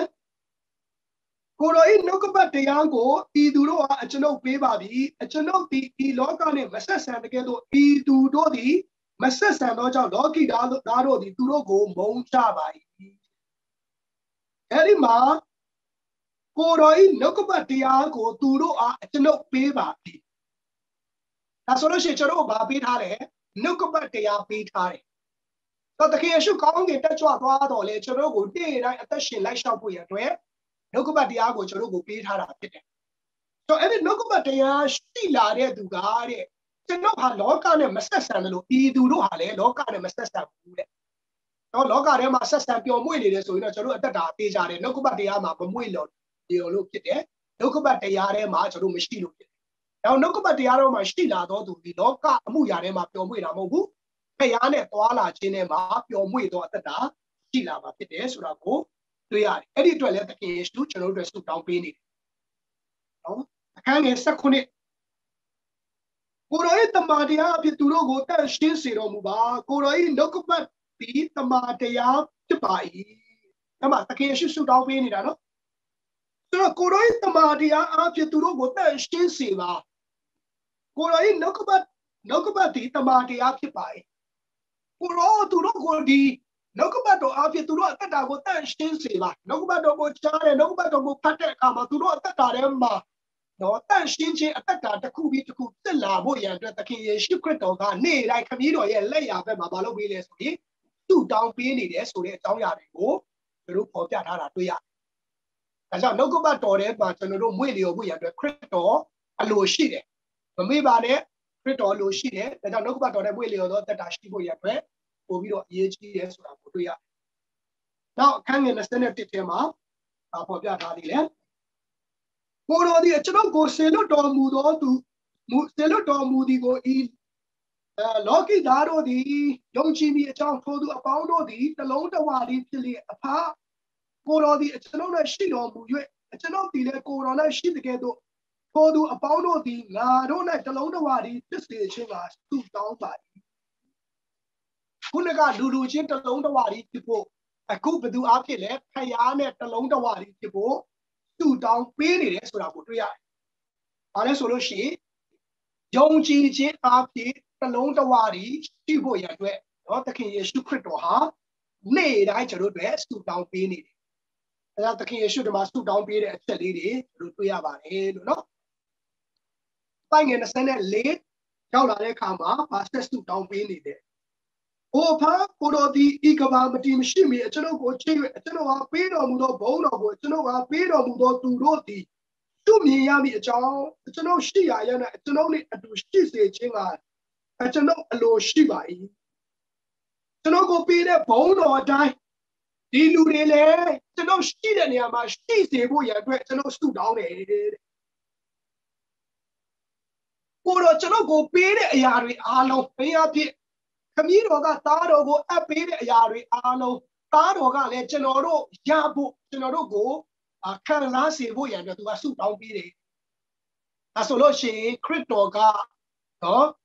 ကျွန်တော်တို့နဲ့ထပ်တူညီမျှသူခံစားရတဲ့အရာတွေကိုခံစားစေတယ်ဒါခရစ်တော်ရဲ့စိတ်နဲ့သဘောထားဖြစ်တယ်ဒါမဲ့ကျွန်တော်ယုံကြည်သူတွေရဲ့အသက်တာထဲမှာနော်တယောက်ကောင်းစားရင်မနာလိုတတ်တဲ့နှလုံးသားတွေရှိဒါဟာတကယ်ပဲဝမ်းနည်းစရာဖြစ်ခရစ်တော်ကသူ့ရဲ့ဖြစ်ခြင်းအားလုံးသူ့ရဲ့ပြည့်စုံခြင်းအားလုံးသူခံစားရတဲ့အရာတွေအားလုံးကိုသူ့ကိုယုံကြည်သောလူတိုင်းကိုခံစားစေတဲ့နှလုံးသားရှိဒါဆိုရင်သင်ရဲ့အသက်တာမှာပေါ့သင်ခံစားရတဲ့အရာတွေအားလုံးကိုတပါးသူတွေကိုလည်းခံစားဖို့ရအတွက်နော်ခံစားစေဖို့ရအတွက်မျှဝေပေးသောအသက်တာတချို့ကလေဘယ်အထိလဲဆိုလို့ရှိရင်နှုတ်ကပတ်တော်တော်မှဆရာစားခြံထားတာရှိတယ်နော်အဲကျွန်တော်စိတ်မကောင်းဘူးနှုတ်ကပတ်တော်ဆရာစားခြံထားဒီမေဘုံသိကျင်လားတဲ့သိကျင်ရှာဖတ်တယ်နော်မပြောဘူးဟိုတယောက်ကလည်းရှာတယ်ကောင်းတယ်မူးနောက်တယ်ဒီသိကျင်နောက်နှစ်ဒီအချိန်လောက်မှပြန်ပြောမယ်နှုတ်ကပတ်တော်ကိုဝတ်ထားတာနော်ဆိုတော့အကုန်စင်တုံတင်ခြင်းအသက်တာမရှိဘူးဆိုတော့အဲ့ဒါကတကယ်ဘာဖြစ်စေလဲဆိုလို့ရှိရင်ကိုယ့်ထက်တာမှာဆိုးလို့နော်မနာလိုတဲ့အခြေအနေနှလုံးသားတွေဖြစ်တယ်ဆိုတာကိုကျွန်တော်နားလည်ဖို့ဖြစ်တယ်ဒါကြောင့်သခင်ယေရှုရဲ့နှလုံးသားကသခင်ယေရှုသူခံစားရတယ်လို့သူ့ကိုယုံကြည်သောသူတိုင်းခံစားစေခြင်းနဲ့နှလုံးသားဖြစ်တယ်ဒါကြောင့်ကျွန်တော်တို့နှုတ်ကပတ်တော်ကိုရတယ်လို့ကျွန်တော်တို့ဖခင်နဲ့အသက်ရှင်ရပြီးကောင်းချီးရတယ်လို့ကျွန်တော်တို့သက်ဆိုင်သောသူတိုင်းအဲဒီကောင်းချီးမင်္ဂလာကိုခံရတယ်လို့ခံစားစေဖို့နှလုံးသားရှိသောသူကပဲခရစ်တော်ရဲ့နှလုံးသားရှိတယ်ဆိုတာကိုနားလည်သဘောပေါက်ရမှာဖြစ်တယ်။ဒါကြောင့်နှုတ်ကပတ်တော်နဲ့ပတ်သက်ရင်မထိန်ဝက်ပါနဲ့။ဘုရားရဲ့ကောင်းချီးနဲ့ပတ်သက်ရင်နော်ထိန်ဝက်ထားခြင်းမရှိပါနဲ့။မျှဝေပါခံစားရတဲ့အတိုင်းမျှဝေပါ။ကိုခံစားရတယ်လို့တပါးသူတွေလည်းခံစားဖို့ရတဲ့အမြဲတမ်းပြောလင့်ပါ။နော်ကျွန်တော်တို့ငယ်ကအဖြစ်အပျက်လေးတစ်ခုကြားဘူးတယ်။တရားဟောဆရာတရားဟောတာ။နော်တိုင်းနှစ်ထပ်အိမ်နဲ့ရှိတဲ့တိုင်ကဘေးနားမှာရှိတဲ့တဲဆုံလေးအတွက်ဆုတောင်းပေးတယ်။ဘုရားသခင်သူတို့ကိုကောင်းချီးပေးပါသူတို့ဟာတော့လက်လုံလက်စားစီးရင်သားလေးတွေတောက်မှတ်တယ်သူတွေဖြစ်တယ်သူတို့ကိုဘုရားသခင်တနာပါဆုတောင်းပေးတယ်အဲ့ဒီလူတွေအလုပ်တွေဆင်ပြေပြီးတဖြည်းဖြည်းနဲ့ကောင်းချီးတွေဖြစ်လာတဲ့အခါမှာသူ့နှစ်ထပ်အိမ်တဲ့ဟိုကသုံးထပ်အိမ်ဆောက်လိုက်တဲ့အခါမှာသူ့တောင်းချက်ပြောင်းသွားတယ်ဘုရားသခင်နဲ့သူတို့တွေကအဲ့ဒီလောက်ထိမဖြောင့်မတ်ဘူးအဲ့ဒီလောက်ထိမကောင်းပါဘူးအဲ့လောက်ကောင်းချီးမပေးပါနဲ့အဲ့လိုဆုတောင်းချက်တွေတောင်းတတ်တယ်ဒါကြောင့်ကျွန်တော်ယုံကြည်သူတွေအသက်တာထဲမှာနော်မနာလိုသောအသက်တာညူစုဝင်တိုသောအသက်တာမရှိဖို့သိပြီးတော့အရေးကြီးတယ်မိမိခံစားရတဲ့ဤတူအခြားညီကိုမောင်နှမတွေလည်းခံစားစေခြင်းသောနှလုံးသားဆန္ဒရှိဖို့ရတဲ့ဒီနားမှာခရစ်တော်ကသူ့တောင်းပေးနေတယ်ဆိုတာကိုတွေ့ရဟုတ်ပြီဒါဆိုရင်ကျွန်တော်ဒီသင်ခန်းစာနဲ့ပတ်သက်ပြီးတော့ယေရှုကောင်းကင်တက်ကြွခြင်းနော်အခင်ယေရှုသေခြင်းကနေရှင်ပြန်ထမြောက်ခြင်းနဲ့ပတ်သက်ပြီးတော့ကျွန်တော်တို့တွေဘာသင်ခန်းစာတွေရတယ်လဲ ဒီသင်ခန်းစာအဖြစ်သင်သက်တာနဲ့အကျိုးရှိစေသည့်အရာကိုချရေးပါတဲ့နော်အဲကျွန်တော်ကသင်ခန်းစာလေးတွေပြီးတိုင်းမှာဒီအချက်လေးတွေကိုလောက်ခိုင်းနေတာဖြစ်တယ်နော်လက်တွေ့ကျွန်တော်မြေပြင်မှာတော့လက်တွေ့ကောင်းကောင်းကြီးရေးတာတွေကျွန်တော်တို့ပြန်စစ်ပေးလို့ရတာပေါ့နော်ဘာရလဲဆိုတဲ့အရာဆိုတော့နှုတ်ကပတ်တော်ကိုခံယူပြီးတော့ကျွန်တော်ဘာမှဘာရလဲဆိုတဲ့အချက်မှမရှိဘူးဆိုလို့ရှိရင်ကျွန်တော်တက်တာတွေမှာတိတ်ထူးခြားမှာမဟုတ်ဘူးဒါကြောင့်ဒီနေ့ဒီကျွန်တော်လေ့လာတဲ့ခဲ့တဲ့အထက်ကနေကျွန်တော်အသက်တာထဲမှာဘာအကျိုးရသွားတယ်လဲဆိုတော့ဥပမာအဖြစ်ကျွန်တော်ဘာတွေ့သွားလဲခရစ်တော်ကကျွန်တော်တို့ပေါ်မှာဘလောက်တန်ဖိုးထားတယ်ဆိုတဲ့အရာကိုကျွန်တော်တွေ့သွားတယ်ဆိုတော့ဥပမာအဖြစ်ပေါ့အခုခရစ်တော်ကခံစားရတဲ့ဤသူခံစားရတဲ့ဤသူကျွန်တော်တို့ကိုလည်းဘာဖြစ်စီလဲခံစားစေခြင်းနဲ့နှလုံးသားရှိတယ်ဆိုတာကိုကျွန်တော်တို့တွေနားလည်တာဖြစ်တယ်အဲ့ဒါလေးတွေ့ရင်လည်းအဲ့ဒါလေးခြာရေးပါနော်ကျွန်တော်ရရှိတဲ့အရာလေးတွေရရှိတဲ့သင်ခန်းစာနှုတ်ကပတ်ရဲ့အကျိုးလေးတွေကိုခြာရေးဖို့ရန်အတွက်ဒီနားလေးမှာဒါမိမိကိုယ်တိုင်နော်လက်တွေ့ရှင်းရမယ့်အရာဖြစ်တယ်ဆက်ပြီးတော့ကျွန်တော်တို့သွားရအောင်ခရစ်တော်၌ရှိသောထာဝရအသက်ခရစ်တော်နဲ့အစပြုခြင်းမှာကျွန်တော်တို့စပြီးလေ့လာတဲ့အခါမှာအရှင်ယေရှုဟာဘာတူလဲအရှင်ယေရှုရဲ့လှုပ်ဆောင်ချက်အရှင်ယေရှု၌ရှိသောထာဝရအသက်ဒီမေကိုဒီ၃ခုအဲ့ဒီ၃ခုရဲ့နောက်ဆုံးအချက်ဖြစ်တဲ့ခရစ်တော်၌ရှိသောထာဝရအသက်ဆိုတဲ့အရာဖြစ်တယ်မကြာမီကျွန်တော်တို့အားလုံးထာဝရကာလကိုရင်ဆိုင်ရတော့မှာဖြစ်ပြီတဲ့ဒါကြောင့်ထာဝရအသက်ဆိုတာဘာလဲဘယ်သူရနိုင်တယ်လဲဘယ်လိုစိတ်ချနိုင်တယ်လဲစတော့အချက်များကိုနှုတ်ပတ်တော်ကအပြည့်ပေးထားပါသည်ဟုတ်ကဲ့ဒီနေ့နဲ့ပတ်သက်ရင်တော့ပြီးခဲ့တဲ့ရက်တွေကကျွန်တော်တို့တွေသင်ခဲ့ပြီးပြီနော်စိတ်ချမှုလည်းရှိတဲ့သူတွေတော်တော်များများရှိမယ်လို့လည်းကျွန်တော်မျှော်လင့်တယ်အဲကြောင့်အဲ့ဒီသင်ခန်းစာတွေပြီးမှကျွန်တော်ဒီသင်ခန်းစာလာတာဖြစ်တယ်နော်ဆိုတော့ထာဝရကာလကိုကျွန်တော်မကြခင်ပြင်ဆင်သွားရတော့မှာဖြစ်တယ်အဲကြောင့်ထာဝရအသက်ဆိုတာပါလဲဘယ်သူတွေရနိုင်တယ်လဲဘယ်လိုစိတ်ချမှုရှိနိုင်တယ်လဲအဲ့ဒါကိုနှုတ်ပတ်တော်ကဘယ်လိုပေးထားတယ်လဲတခါကကျွန်တော်စံစာသင်တန်းတစ်ခုမှာသင်တန်းပြီးတဲ့အခါမှာကျွန်တော်သင်တန်းချိန်ပြီးတဲ့အခါမှာကျွန်တော်အိမ်မှာခဏနားတယ်ဆိုတော့တခြားဆရာတယောက်ဝင်နေတယ်အဲ့ဒီအသင်းတော်လေးကိုဖောင်ဒါလုပ်တဲ့အဖိတယောက်ကကျွန်တော်ရှိလာသူ့ရဲ့မြေကွက်ကိုသူလူပေးတယ်အဲ့ဒီမြေကွက်မှာပဲဖះเจ้าစောက်ဖို့ရအတွက်သူရှိတဲ့အရာတွေအကုန်ပေးတယ်သူ့သားသမီးတွေမြေတွေအားလုံးဖះနဲ့သွားလာပြီးတော့ဒီဖះဘက်မှာအသက်ရှင်မှုရအတွက်စိတ်အားထက်တယ်ကျွန်တော်တို့တွေအမှကိုယ်တိုင်ထမင်းချက်နော်တယောက်တလက်ထမင်းချက်ပြုတ်ပြီးတော့ကျွန်တော်တင်တန်းသွားလုပ်ပေးတယ်အဲ့ဒီတပြည့်တော်စုလေးတစုမှာအဲ့ဒါနဲ့ဖိကဘာပြောလဲဆိုလို့ရှိရင်ဖះရဲ့ကျေးဇူးတော်ချီးမွမ်းတယ်အခုလိုတင်တန်းတွေလာလုပ်နိုင်တဲ့အတွက်လုပ်ပေးတဲ့အတွက်ပေါ့နော်ကျွန်မဖះကိုအမြဲတမ်းသတိရတယ်တဲ့ဖះကိုအမြဲတမ်းနော်ဦးစားပေးတယ်ဦးထိတ်ထားတယ်တဲ့အဲ့လိုပြောနေရင်ကျွန်တော်ကောင်းတာပေါ့ဖိရဲ့ဖះနဲ့သွားလာတယ်တာသမီတွေကိုဖះကိုသိစေခြင်းတယ်အဲ့ဒီအတွက်ကောင်းပါတယ်လို့ကျွန်တော်ကပြောတယ်အဲ့ဒါအဖိကဘာလို့ကြားတဲ့လူပြစ်တဲ့အတွက်အားနည်းချက်တော့ရှိတယ်တဲ့တခါတလေတော့လည်းအမြဲတမ်းကြီးတော့နော်ဖះကိုအမှတ်မရနိုင်ဘူးသတိမရနိုင်ဘူးဖះကိုမေ့တဲ့အချိန်လည်းရှိတယ်တဲ့ဖះကိုမေ့တဲ့အချိန်မှလေသေသွားရင်သွားပြီတဲ့သူကဒီလိုပြောတယ်နော်ဒီစကားအရေးကြီးတယ်နော်ဖះကိုမေ့သွားတဲ့အချိန်မှသေသွားရင်သွားပြီဒါကြောင့်တခါတလေကျွန်တော်တို့ထာဝရအသက်လို့ပြောတဲ့အခါပါလေမရေရာတဲ့မသေးကြတဲ့အဖြစ်မဟုတ်ဘူးဘုရားကအဖိကဘာကိုပြောနေတာဖះကိုတတိမရပဲနဲ့မေ့လျော့ပြီးတော့သေသွားရင်သူ့ရဲ့ထာဝရအသက်ဆုံးရှုံးပြီးကယ်တင်ခြင်းမရတော့ဘူးလို့သူကပြောနေတာပြည့်စည်ခြင်းသွားရမယ်လို့ပြောနေတာအဲဆိုတင်တဲ့ကျွန်တော်ကတော့ဖះကိုမေ့ပြီးတော့လောကထဲမှာအသက်ရှင်ပြီးဘယ်လိုလုပ်မလဲအဲ့ဒီအဖိလိုငရဲသွားတော့မှာလားအဲ့ဒါနဲ့ကျွန်တော်အဖိကိုပြောပါတယ်ပြန်ပြီးတော့ဒီကယ်တင်ခြင်းနဲ့ပတ်သက်ပြီးသူ့ကိုကောင်းကောင်းကြည့်ပြန်ရှင်းပြရတယ်ဆိုတော့လောကထဲမှာရှိတဲ့လူတွေအားလုံးကဖះကိုတတိယပြီးတော့သေပါမယ်လို့ဘယ်သူကအာမခံခဲ့လဲခံရဲလဲယေရှုခရစ်တော်ကလည်းမင်းတို့သေခါနီးမှာနော်ငါ့ကိုတတိယမှာငါရှိရောက်မယ်လို့အာမခံချက်ပေးခဲ့တာမဟုတ်ဘူးငါ့ကိုယုံကြည်တော်သူဒီသေလို့တော့လဲရှင်လိမ့်မယ်လို့ခရီးပေးခဲ့တာဖြစ်အဲ့ဒီခံယူချက်အဲ့ဒီဒီယုံကြည်ချက်ကဘယ်ရလာလဲဆိုလို့ရှိရင်လောကသားတွေတက်လာတယ်တချို့ဆိုလို့ရှိရင်သေခါနီးမှာမီးမြင်နေမီးဥမာမီးတွေလောင်နေတာဟာသွားပြီသူတို့ငရဲသွားပြီတဲ့သေခါနီးမှာမီးမြင်တဲ့လူကငရဲသွားပြီတဲ့သေခါနီးမှာကြောင်ကနန်းမြင်ချင်တာတော့ကောင်းတဲ့ဖះကိုမမြင်ပဲမကောင်းတဲ့ຢာတွေမြင်သွားပြီဒါတကယ်ဝမ်းနည်းစရာဖြစ်တယ်လောကသားတွေရှိရတာပဲဆိုတော့ကျွန်တော်တို့ဒီသေခါနီးမှာကောင်းတာကိုမြင်ပြီးကောင်းကင်နိုင်ငံမြင်ပြီးဖះကိုမြင်မှကောင်းကင်ရောက်မယ်ဆိုလို့ရှိရင်ဒီနေ့ကျွန်တော်လည်းကဲတင်ကြီးအာမမခံဘူးလို့ ပြောလို့ရဘယ်သူမှအာမခံမှာမဟုတ်ဘာကြောင့်လဲသေတဲ့ဒီဖခင်ကိုမြင်ပြီးတော့သေမယ်လို့ဘယ်သူမှပြောလို့မရတာယေရှုခရစ်တော်ကလည်းအဲ့လိုမျိုးမပြောခဲ့ပါဘူးဒါကြောင့်ငါကိုယုံကြည်တော်သူသည်သေလို့တော့လဲရှင်လိမ့်မယ်ယုံနာနဲ့သေခြင်းကနေရှင်ရတဲ့အခွင့်ပေးတာသေတဲ့အချိန်မှာဖခင်ကိုမြင်မှာမဟုတ်ပါဘူးဒါကြောင့်သခင်ယေရှုခရစ်တော်ကိုသေယုံကြည်တော်သူဖြစ်တယ်ဆိုရင်ထာဝရတဲ့ရထားသောကြောင့်သေခါနီးမှာဖခင်ကိုမြင်မမြင်ဖခင်ကိုတမတနောက်ဆုံးဖခင်ကိုမေ့ပြီးသေရင်လည်းဖခင်ရှိရောက်မှာဖြစ်တယ်ဆိုတာကိုအာမခံချက်စိတ်ချစေတယ်ဒါကြောင့်လောကဘတော်အဖြစ်ကျွန်တော်တို့လေ့လာကြည့်အောင်ထာဝရတဲ့ဘယ်မှာရှိလဲတဲ့ထာဝရတဲ့ဘယ်မှာရှိနှစ်ချင်းလက်မှတ်မှာရှိတာလားအသင်းဝင်လက်မှတ်မှာရှိတာလားထာဝရတဲ့ကကျွန်တော်ဘယ်မှာရှိတာလဲလောကဘတော်ကဘာပြောလဲ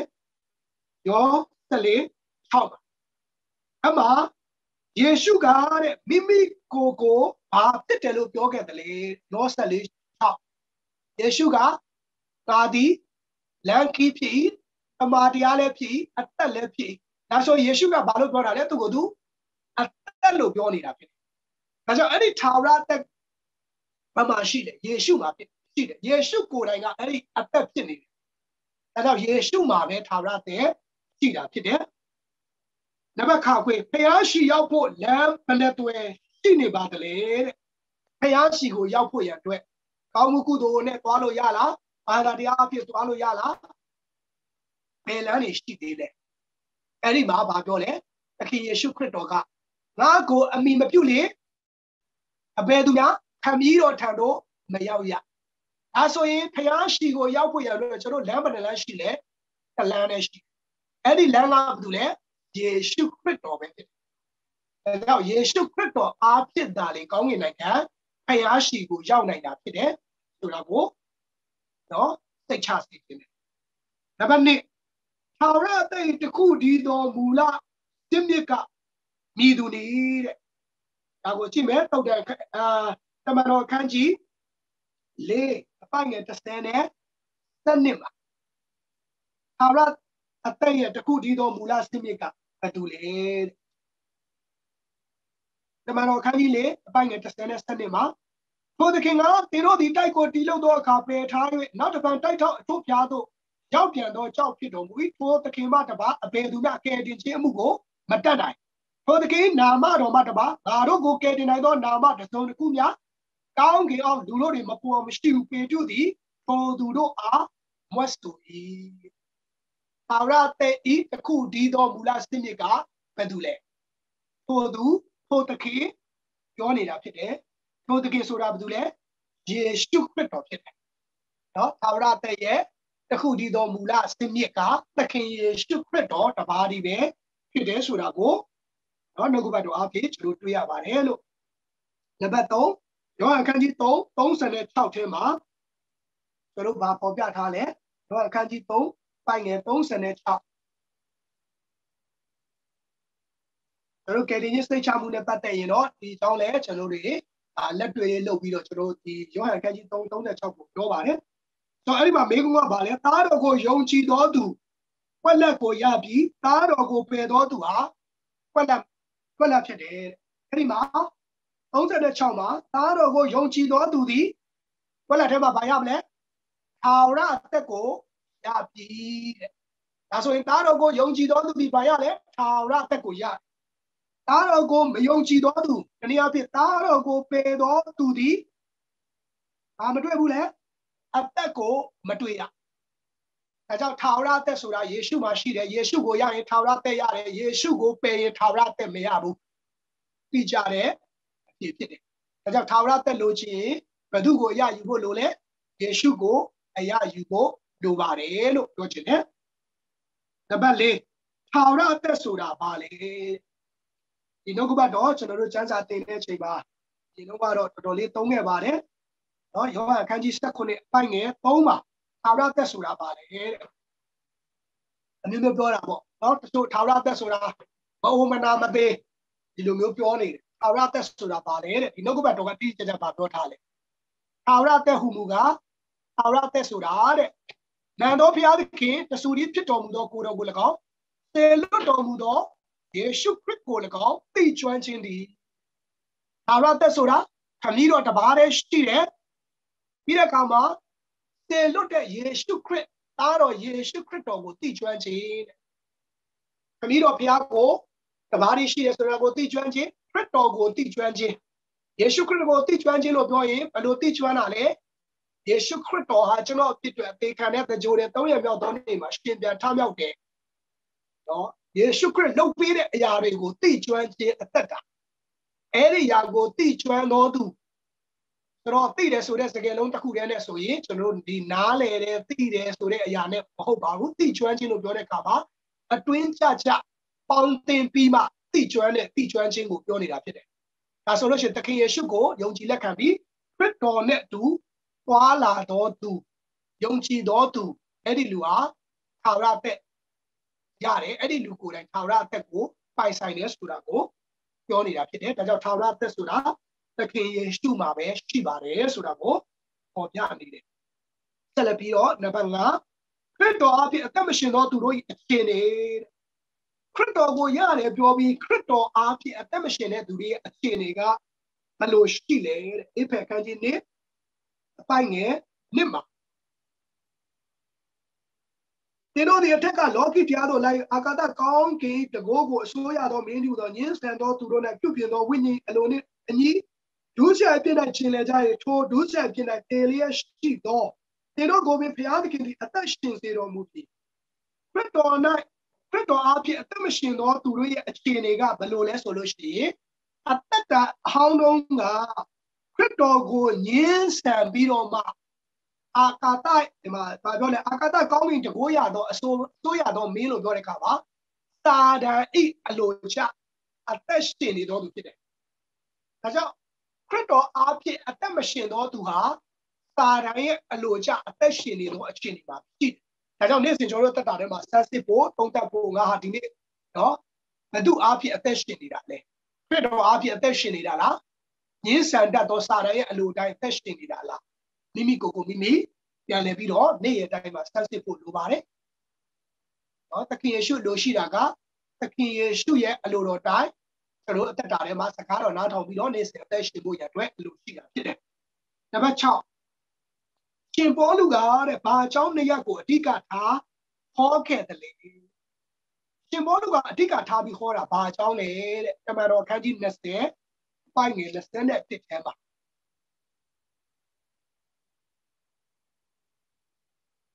တွေ့ရင်ဖတ်ရအောင်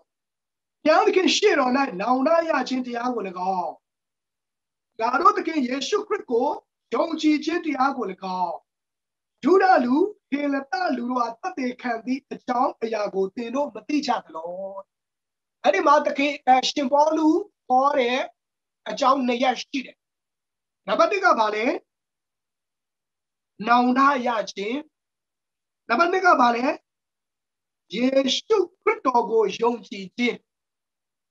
ဆိုတော့မိမိဟာအပြစ်သားဖြစ်တယ်မွေးတဲ့ကဗီဇအပြစ်နဲ့မွေးလာတယ်နေ့တိုင်းဒုစရိုက်အပြစ်လုပ်တယ်ဆိုတော့မိမိရဲ့အပြစ်ကိုနောင်တရ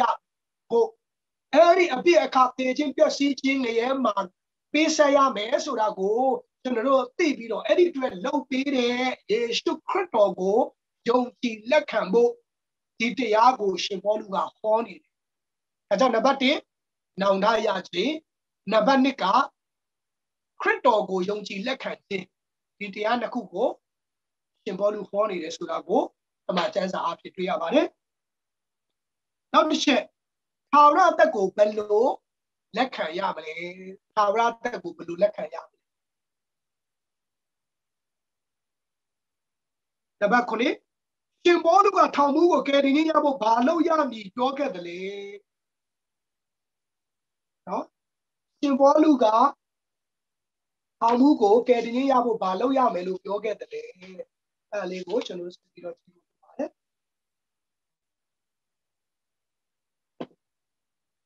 တမန်တော်ခန်းကြီး16ပိုင်းငယ်30နဲ့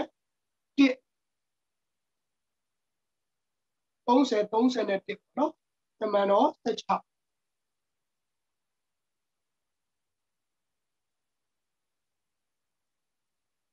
ဟောဖတ်ရအောင်သူတို့ကိုပြင်သို့ထုတ်ပြေးလျင် လေလဲတဲ့သခင်တို့တဲ့ကျွန်ုပ်ဒီကယ်တင်ခြင်းတို့ရောက်ပါတော့ငါအဘယ်သို့ပြုရပါမည်နည်းဟုမေးလျှောက်လေထိုသူတို့ကလည်းသခင်ယေရှုခရစ်ကိုယုံကြည်တော့ယုံကြည်လင်တင်နဲ့တင်အိမ်သူအိမ်သားတို့ဒီကယ်တင်ခြင်းတို့ရောက်ကြလိမ့်မည်ဟုပြောဆို၏အဲ့ဒီမှာကျွန်တော်31နှစ်ခုဖြစ်နေတယ်30 31ပေါ့နော်ဆိုတော့အဲ့ဒီမှာထောင်မှုကမေးတယ်ကယ်တင်ခြင်းရဖို့ရန်အတွက်ဘာလုပ်ရမလဲလို့မေးတဲ့အခါမှာပေတုကဘာပြောလဲယနေ့ချင်းခံပါလို့မပြောဘူးဘာလုပ်ရမှာလဲအဲ့ဒီမှာသခင်ယေရှုကိုယုံကြည်လို့ဆိုတော့ကယ်တင်ခြင်းရဖို့ရန်အတွက်ယနေ့ချင်းခံလို့မပြောပါဘူးယနေ့ချင်းခံလို့လည်းကယ်တင်ခြင်းမရပါဘူးဘာပဲလို့လဲဆိုလို့ရှိရင်သခင်ယေရှုခရစ်ကိုယုံကြည်ဖို့ရအတွက်လိုတယ်ဒါကြောင့်ကျွန်တော်တို့တက်တာထဲမှာကယ်တင်ခြင်းရဖို့နော်ယနေ့ချင်းခံလို့မရဘူးအဲ့ဒီကယ်တင်ရှင်ဖြစ်တဲ့ယေရှုခရစ်တော်ကိုယုံကြည်ခြင်းကကယ်တင်ခြင်းအတွက်တစ်ခုတည်းသောလမ်းဖြစ်တယ်ဆိုတာကိုတွေ့ရတယ်နောက်တစ်ချက်နံပါတ်8သခင်ယေရှုကိုယုံကြည်သောသူတို့အားဘာဂရုပေးခဲ့တယ်တဲ့ယော7 25ထဲမှာသခင်ယေရှုကိုယုံကြည်သောသူတွေကိုဘာဂရုပေးတယ်လဲယေရှုကငါသည်ထမြောက်ခြင်းကြောင့်သက်ရှင်ခြင်းကြောင့်ဒီငါကိုယုံကြည်သောသူသည်သေလို့တော့လဲရှင်လိမ့်မည်ဘာဂရုပေးလဲငါကိုယုံကြည်သောသူသည်သေလို့တော့လဲရှင်လိမ့်မည်ဆိုတဲ့ဂရုကိုပေးခဲ့သူကိုယ်တိုင်ကသေခြင်းကနေရှင်သူတို့ကျွန်တော်တို့ကိုလည်းရှင်စေမယ်ဆိုတဲ့ဂရုပေးတာယေရှုတပါးဒီပဲရှိပါတယ်အခြားသောဘာသာတရားတွေကတော့ငါလိုချင်ငါလိုရမယ်လို့เนาะကျွန်တော်တို့ကိုပြောခဲ့ဒါပေမဲ့ယေရှုကတော့ငါကိုယုံကြည်ငါကိုယ်တိုင်သေခြင်းကရှင်သူတို့တင့်ကိုလည်းရှင်စေမယ်ဆိုတဲ့ဂရုကိုပေးတာကယေရှုခရစ်တော်တပါးတည်းပဲရှိတယ်ဆိုတာကိုသိချစေခြင်းပဲနောက်နံပါတ်9တစ်ချက်ခရစ်တော်ကိုယုံကြည်သောကျွန်ုပ်တို့တဲ့ဘာရတယ်လေတမန်တော်ခန်းကြီး30ထဲမှာခရစ်တော်ကိုယုံကြည်တဲ့သူကဘာရတယ်လဲ30အပိုင်းငယ်43ဘုသခင်ကိုယုံကြည်သောသူရှိသမျှတို့သည်နာမတော်အဖြစ်အပြစ်လွတ်တော်မူခြင်းကျေးဇူးကိုခံရကြလက်တံခရစ်တော်ကိုယုံရင်ဘာရတယ်လဲအပြစ်လွတ်ခြင်းကျေးဇူးကိုရတယ်ဒါကြောင့်အပြစ်တဲ့ရဲ့အပြစ်တွေလွတ်ခြင်းနဲ့ဆိုရင်ခရစ်တော်ကိုယုံကြည်ဖို့ဖြစ်တယ်ဒါကြောင့်သာဝရသက်ရခြင်းဟာခရစ်တော်ကိုယုံကြည်ဖို့ဖြစ်တယ်လို့ခရစ်တော်ကိုယုံကြည်သောသူဟာအပြစ်လွတ်ယုံနေမကသေးဘူးသာဝရသက်ပါရတယ်တေခြင်းကနေရှင်ရတဲ့အခွင့်ပေးတယ်ဆိုတဲ့ဂရုတော်တွေကိုနှုတ်ကပတ်တော်အဖြစ်ပေါ်ပြထားတာတွေ့ရနံပါတ်30ခရစ်တော်ကိုယုံကြည်အားကိုးလေအခြားဘာရသေးတယ်လဲတမန်တော်ခန်းကြီး26မှာအပိုင်းငယ်18မှာခရစ်တော်ကိုယုံကြည်လေအခြားဘာရသေးတယ်လဲ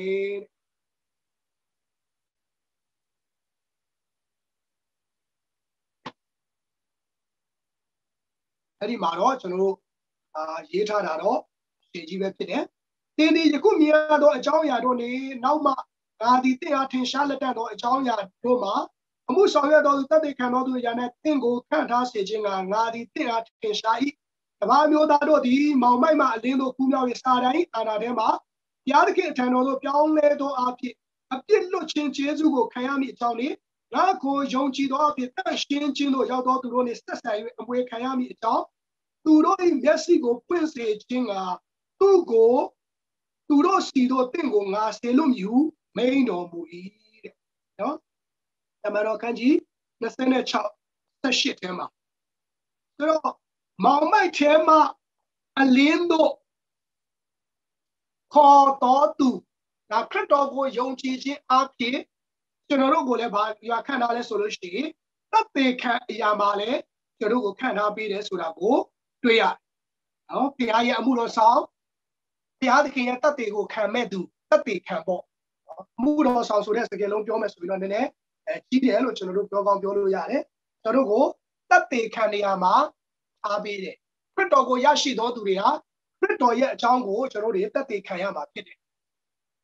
ဒါကြောင့်ခရစ်တော်ကိုသင်ရရှိသောသူဖြစ်တယ်ဆိုပြီးခရစ်တော်ရဲ့အကြောင်းကိုသင်အနီးနားမှာရှိသောသူတွေကိုသင်တပ်တွေခံပွေးဖို့လိုအပ်တယ်ဆိုတာကိုနော်နားလည်ဖို့လိုတယ်ဟုတ်ပြီပိုင်းငယ်နံပါတ်7ယောဟန်ခန်းကြီး1 7 နဲ့ 73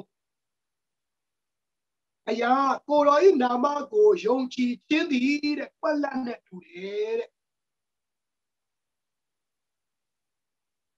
What is Seneca Ballet?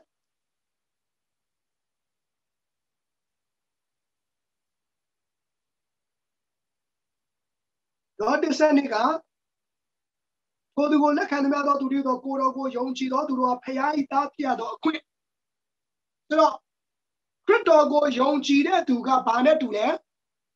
Paya Tanet to it. Paya Tapia do a quick. Your dollar of Paya Tanet to it. Kakuya Babiole. We project today, the Palam we project today. And we put it. Paya the king. 花面多啊，你要比培养的给没花钱去的，知道？知道的话，过下那个培养大票都有了没有？过下那个没花了没有？可到个用钱去安排培养大去的，培养的给过来没别的，要培养别没别的培养大，然后我叫做的包包会也去办的，喏，我比就那些比较多呀哦。 Number 3 ဘယ်သူတွေထာဝရအသက်ရကြသလဲတဲ့ဒီရောငါ7စနစ်တော်တို့ဖတ်ပြီးပြီနော်အလွတ်လဲကျွန်တော်ချက်ခိုင်းထားတယ်တတ်သိခံတော်မူချက်ဟုမူကားဘုရားသခင်သည်ငါတို့အားထာဝရအသက်ကိုပေးတော်မူရဲ့ကိုသက်တည်လဲသားတော်၌ပါ၏သားတော်ကိုရတော်သူသည်အသက်ကိုရ၏သားတော်ကိုမရတော်သူမူကားအသက်ကိုမရဟုတ်ပြီနော်ထာဝရအသက်ကိုပါကြီးမေကုန်းက သင်ရရှိပြီးပြီလားတဲ့ကျွန်တော်တို့ကိုမေးနေတာဖြစ်တယ်ထာဝရအသက်ကိုသင်ရရှိပြီးပြီလားတဲ့ဒါကိုကလည်းကိုဖြေရမယ်နော်ခရစ်တော်ကိုယုံကြည်ပြီးတော့သူဖြစ်တယ်ဆိုရင်တော့ရပြီးပြီလားမေးရပြီပေါ့မယုံသေးဘူးဆိုရင်တော့မရသေးဘူးပေါ့မရသေးဘူးဆိုလို့ရှိရင်တော့အခုမှခရစ်တော်အားဖြင့်ရတဲ့ထာဝရအသက်ကိုရယူဖို့ရတဲ့အတွက်ကျွန်တော်အနေနဲ့ဒီနားမှာပြန်ပြီးတော့ပြောချင်တယ်ယေရှုခရစ်တော်အားဖြင့်ပေးတဲ့ထာဝရအသက်ကိုမိတ်ဆွေအနေနဲ့ရယူပါနော်ရပြီးလေသင်ဘယ်လိုသိနိုင်တယ်လဲတဲ့ရပြီးလေဘယ်လိုသိနိုင်လဲဘာအဖြစ်သိနိုင်လဲသားတော်ကိုရတော်သူသည်အသက်ကိုရ၏ဘာအဖြစ်ပြောနေတာလဲလောကပတ်အဖြစ်ပြောနေတာဖြစ်တယ်ဒီတစ်ခါမှာသားတော်ကိုရခြင်းရဲ့အသက်တာတဲ့သက်တည်ကပါလေတမလွန်အတွက်စိတ်အေးခြင်းစိတ်ချခြင်းတနည်းအားဖြင့်နှုတ်ကပတ်တော်ပေါ်မှာစိတ်ချခြင်းဒါရပြီးတဲ့လူရဲ့အသက်တာထဲမှာနှုတ်ကပတ်တော်အားဖြင့်သိနိုင်တယ်လို့မိမိအသက်တာထဲမှာငြိမ်သက်ခြင်းရရှိခြင်းဆိုတဲ့ပြင်ပလက္ခဏာတွေလည်းကျွန်တော်ရှိပါတယ်တယောက်နဲ့တယောက်တော့ဒါအပြင်ပိုင်းတူမှာမဟုတ်ဘူးတေချာတာကနှုတ်ကပတ်တော်အားဖြင့်သားတော်ကိုရတယ်ဆိုတဲ့တိကျတဲ့အဖြစ်ရနေတာဖြစ်တယ်ဟုတ်ပြီနံပါတ်3ကဲတင်ခြင်းရဖို့ကျွန်တော်တို့ဤကောင်းမှုကိုဘုရားသခင်ဘာကြောင့်ခွင့်မပြုတယ်လေတဲ့ကဲတင်ခြင်းရဖို့ကျွန်တော်တို့ရဲ့ကောင်းမှုကိုဘုရားသခင်ကပြည့်လို့ခွင့်မပြုရတာဘုရားသာခွင့်ပြုရင်ကျွန်တော်ဟာယေရှုခရစ်တော်ကိုယုံကြည်ဖို့မလိုတော့ဘူးလေအဲ့ဒီမှာအခန်းငယ်9ထဲမှာကိုယ်ကုသိုလ်ကြောင့်ကဲတင်တော်မူခြင်းတို့ရောက်ပြီမဟုတ်တဲ့ဘာဖြစ်လို့လဲကိုယ့်ရဲ့ကုသိုလ်နဲ့မရောက်နိုင်လို့ဖြစ်တယ်ကျွန်တော်တို့ရဲ့ကြိုးစားအားထုတ်မှုကျွန်တော်တို့ရဲ့ချင့်ချမ်းမှုကျွန်တော်တို့ရဲ့ကုသိုလ်ကောင်းမှုအားဖြင့်မရောက်နိုင်လို့ကိုဘုရားသခင်ကဘာလုပ်တာလဲခွင့်မပြုတာဖြစ်တယ်ရောက်မယ်ဆိုလို့ရှိရင်တော့ဘုရားခွင့်ပြုမှာပေါ့နော်ကျွန်တော်တို့ကယ်တင်ရဖို့ကြိုးစားလို့ရမယ်ဆိုလို့ရှိရင်တော့ကြိုးစားလေနော်တချို့ဘာသာတရားတွေကကြိုးစားအားထုတ်ခိုင်းတယ်ဘယ်လောက်ကြိုးစားရင်ရပါတယ်ကုသိုလ်ကောင်းမှုလုပ်ခိုင်းတယ်သီလနော်သီလစောင့်တည်ခိုင်းတယ်ဘယ်လောက်လုပ်ရမှာဘယ်လောက်လုပ်ရင်ရမှာဘာသာတရားမှာအပြည့်မရှိဘူးကျွန်တော်တို့ရဲ့ကောင်းမှုကုသိုလ်မှာအပြည့်မရှိဘူးလောကမှာရှိတဲ့ဘာသာတရားမှာတော့ဘာရှိလဲဆိုလို့ရှိရင်အပြည့်ရှိတယ်နော်ကျွန်တော်တို့အတန်းဘာသာမှာဗာလဲအမှတ်100ပြီးတယ်40ရရင်စာမှုပဲအောင်ကျွန်တော်ဘာသာတရားမှာအမှတ်ဘယ်လောက်ပြီးလဲအလူတန်းလောက်ပါလို့ပြောတယ်ကုသိုလ်ကောင်းမှုဘယ်လောက်လုပ်ရမလဲ100လား100ပေးထားတယ်40လူတိုင်းနိဗ္ဗာန်ရောက်တယ်ကောင်းတဲ့နေရာရောက်တယ်ဆိုတော့တိကျတဲ့အဖြစ်မရှိဘူးကောင်းတာပဲလုပ်ခိုင်းတာဆိုတော့မရေရာတဲ့အရာကိုတော့ကျွန်တော်တို့တွေလုံနေမယ်ဆိုရင်တော့ကျွန်တော်တို့တော့မိုက်တဲ့လူမရှိဘူးဒါကြောင့်ဒီနေ့တေချာတဲ့အဖြစ်တေချာတဲ့အရာကိုယေရှုခရစ်တော်ကပေးခဲ့တာဖြစ်တယ် 나고 아미 몇줄래 배두냐 감이로 타도 뭐야 그래 딱히 수야 띠자래 앞에가 저너로고 때문에 세이시라ဖြစ်တယ်ဒါကြောင့်မလို့ကျွန်တော်တို့ရဲ့လှုပ်ဆောင်မှုကျင့်ကြံစ조사အားထုတ်မှုကောင်းမှုကုသိုလ်အဖြစ်ကောင်းတဲ့နေရာဖျားရှိကိုမရောက်နိုင်တော့ကြောင့်ဒီနေ့ဖျားသခင်ကကောင်းမှုကုသိုလ်ပြုခြင်းကိုဒီမှာပိတ်ပင်ထားတာဖြစ်တယ်နော်တပတ်နောက်တစ်ချက်ထာဝရအသက်ရဖို့ကျွန်တော်တို့ဘာလုပ်ရမလဲတဲ့ထာဝရအသက်ရဖို့ကျွန်တော်တို့ဘာလုပ်ရမလဲထာဝရအသက်ရပြီးကြောင်းသိနိုင်ပါသလားတဲ့ဆိုတော့ခုနကနှုတ်ကပတ်တော်တိုင်းတော့ထာဝရအသက်ရဖို့ကျွန်တော်တို့ဘာလုပ်ရမလဲဒီဖက်နှစ်ကိုထဲမှာကိုကုသိုလ်ကြောင့်မရဘူးဆိုလို့ရှိရင်ဘာလုပ်ရမလဲလုပ်ပေးတဲ့ယေရှုခရစ်တော်ကိုယုံကြည်ဖို့ဖြစ်တာပေါ့နော်ကိုကုသိုလ်ကြောင့်မရဘူးဆိုလို့ရှိရင်တော့ကျွန်တော်တို့ယေရှုခရစ်တော်ကိုယုံကြည်ဖို့ရန်အတွက်ဖြစ်တယ်ထာဝရအသက်လိုချင်တယ်ဆိုရင်ကိုတက်ဒီလဲသားတော်လိုက်ပါလို့ပြောတော့ကြောင့်သားတော်ယေရှုခရစ်တော်ကိုကျွန်တော်ယုံကြည်ဖို့ဖြစ်တယ်ထာဝရအသက်ရပြီးကြောင်းသင်သိနိုင်ပါသလားတဲ့နော်သိနိုင်ပါတယ်ဘာအဖြစ်လဲဆိုရင်ဖခင်ရဲ့နှုတ်ကပတ်တော်အဖြစ်ခုနတရော57စနစ်အဖြစ်နော်ဒီသိချမှု၅ခုထဲမှာဒီအကြောင်းလေ့လာပြီးဖြစ်တယ်နော်ဆိုတော့နှုတ်ကပတ်တော်အဖြစ်ကျွန်တော်တို့သိချမှုနော်တိတိကျကျသိနိုင်ပါတယ်လို့နံပါတ်14ရှင်တော်ဟောရစာပထမဆောင်ရေးရတော့ရည်ရွယ်ချက်ကပါတယ်တဲ့နော်တရော53ပါပြီးခဲ့တဲ့စိတ်ချမှု၅ခုထဲမှာကျွန်တော်တို့တွေလေ့လာပြီးသားအရာတွေဖြစ်ပါတယ်ဘုရားသခင်သားတော်ကိုယုံကြည်သောသင်တို့သည်ထာဝရအသက်ရကိုယ်တိုင်ရသည်ဟုသိစေခြင်းကအရာများကိုသင်တို့အားငါရေးပေးလိုက်၏တဲ့ကျွန်တော်တို့ရဲ့စိတ်ချမှုထာဝရအသက်ရကြောင်းစိတ်ချမှုကိုသိစေဖို့ဒီနှုတ်ကပတ်တော်ကိုရေးထားတာဖြစ်တယ်နှုတ်ကပတ်တော်ကအလယ်ကရေးထားတာမဟုတ်ဘူးဒီနှုတ်ကပတ်တော်ကကျွန်တော်ထာဝရအသက်ရကြောင်းစိတ်ချကြောင်းကိုတို့ကိုရေးထားပေးတာဖြစ်တယ်ဆိုတော့ဒီနှုတ်ကပတ်တော်ရေးရတဲ့ရည်ရွယ်ချက်ဖြစ်တယ်နံပါတ်15ယောဟန်အခန်းကြီး3:18အရာကိုတော်ကိုယုံကြည်တော်သူဘာဖြစ်လဲယော3:18တို့ကြည့်အောင်ခရစ်တော်ကိုယုံကြည်တော်သူကဘာဖြစ်လဲမယုံကြည်တော်သူကဘာဖြစ်မလဲအဲ့ဒီမှာသားတော်ကိုယုံကြည်တော်သူဒီအပြစ်စီခြင်းမခံရဒါဆိုရင်ယုံကြည်တော်သူဘာမခံရဘူးလဲအပြစ်စီခြင်းမခံရဘူးမယုံကြည်တော်သူတို့မူကားပြောထားလဲယခုပင်အပြစ်စီခြင်းခံရမည်အဲ့ဒီမှာယုံကြည်သူကတော့အပြစ်စီခြင်းမခံရဘူးမယုံကြည်တော်သူတို့မူကားယခုပင်အပြစ်စီခြင်းခံရမယ်ဆိုတာကိုတွေ့ရတယ်ဒါကြောင့်သင်ခရစ်တော်ကိုအချိန်ပြီးเนาะအပြစ်စီခြင်းကလွတ်ဖို့ရန်အတွက်ယုံကြည်လက်ခံဖို့ဖြစ်တယ်နောက်နံပါတ်1ချက်16เนาะဟုတ်ပြီဘယ်အရာကခရစ်တော်၏မြတ်တာနဲ့ကျွန်တော်တို့ကိုကွာစေနိုင်တယ်တဲ့ရောမခန်းကြီး8:35ကနေ39မှာခရစ်တော်၏မြတ်တာနဲ့ဘယ်အရာကကျွန်တော်တို့ကိုကွာစေနိုင်တယ်တဲ့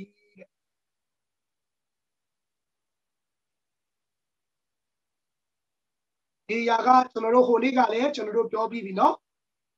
ခရစ်တော်၏ချစ်ခြင်းမြတ်တာနဲ့ငါတို့ကိုကွာစေပြီးမကွာစေသည်ဒါမကငါတို့ကိုချစ်တော်မူသောသူ၏ကျေးဇူးတော်ကြောင့်ငါတို့သည်ထိုမှုကပ်သိမ်းကိုခံစေပြီးအထူးပင်အောင်မြင်ကြ၏အကြောင်းမူကားတည်ခြင်းဖြစ်စေအသက်ရှင်ခြင်းဖြစ်စေကောင်းကင်တမန်ဖြစ်စေအကျိုးအမြတ်ဖြစ်စေအာဏာတကောဖြစ်စေမျက်မှောက်အရာဖြစ်စေနောင်လာလက်တက်သောအရာဖြစ်စေအမြင့်ဖြစ်စေအနိုင်ဖြစ်စေအရာမှစ၍အဘယ်နမိတ်အရာများသည်ငါတို့သခင်ယေရှုခရစ်အားဖြင့်ခံရသောဘုရားသခင်မြတ်တာတော်နှင့်ငါတို့ကိုမကွာစေနိုင်ငါသည်သဘောချလျက်ရှိတယ်ဒါဆိုရင်အဖြေကဘာဖြစ်မလဲဘယ်အရာကခရစ်တော်မြတ်တာနဲ့ကျွန်တော်တို့ကိုကွာစေနိုင်တယ်လဲအဖြေကဘယ်အရာကမှမကွာစေနိုင်ဘူးဆိုတာဖြစ်မယ်နော်ဘယ်အရာကမှခရစ်တော်မြတ်တာနဲ့ကျွန်တော်တို့ကိုမကွာစေနိုင်ဘူးနော်ဒါလေးကျွန်တော်တို့ဒီနေ့ပြီးအောင်ကျွန်တော်တို့သွားမယ်နော်ဟုတ်ပြီနံပါတ်18ခရစ်တော်၏စကားကိုနားထောင်သူအတွက် sorry နံပါတ်19ယုံကြည်သူသည်မြည်သူ၏လက်ထဲတွင်ရှိသည်တဲ့ယုံကြည်သူကဘယ်သူလက်ထဲမှာရှိလဲတဲ့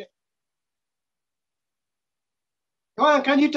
10အပိုင်ငယ်29ကနေ29ထဲမှာယုံကြည်သူကဘယ်သူလက်ထဲမှာရှိလဲငါတို့တို့သည်ငါစကားတန်ကိုကြား Now, Towing and Auto like I told Odo Gati, Tower at the Colang, pay, told Odo the prestige and estimate kilo challenge. A bear to ya told Odo go, Nalamba, and no Majuya, told Odo go I,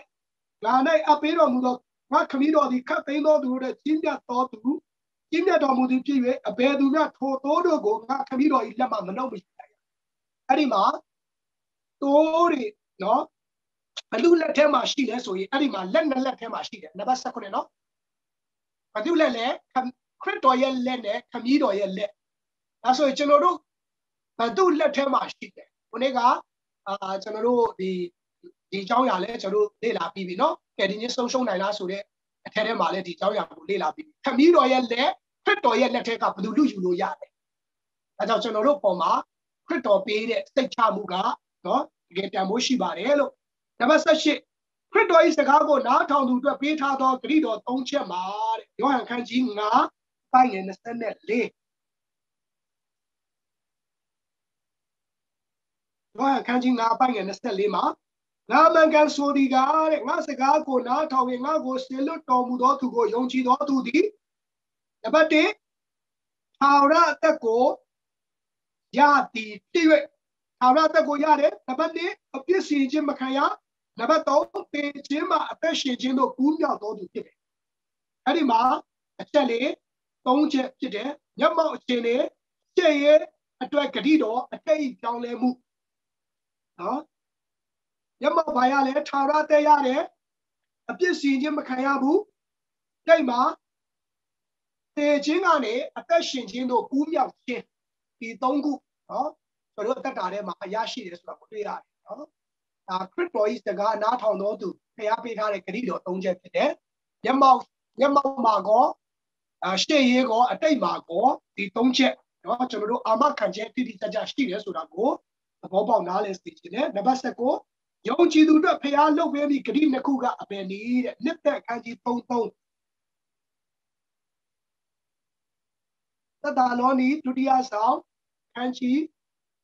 so a buying it, Toma. Again, it's in so much in it, cannot do it. Yanyo Puedo to Chosa that do to put in the go Machopi night or to Pintan or to Gongo Mon or to.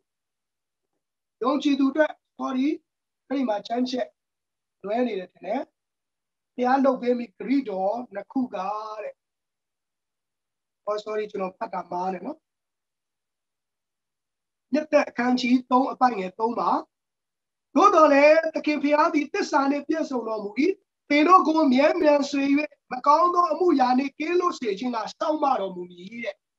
Edima, Piano, we make a dinner check out Balesto ye.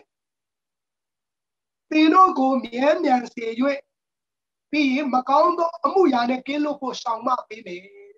Payata, we Piana at the cinema, Mian say me. Be Macauno, Muyane, Kilo for Sama Pime today. As I'm no sure the thing else are keeping the Dana, don't check Chai bar, and now so that today. So that Tarema, any kind of thing else are up here, that Tarema so see a Yarigolo, and let don't have you know. A Kalongo, the Lela Pida Yarigo, and let's take it out maybe. Go Kanzaya Yali, go now so don't have for your pare, so that go, or Jandu Bare, no, anything else I got all. The law web pare,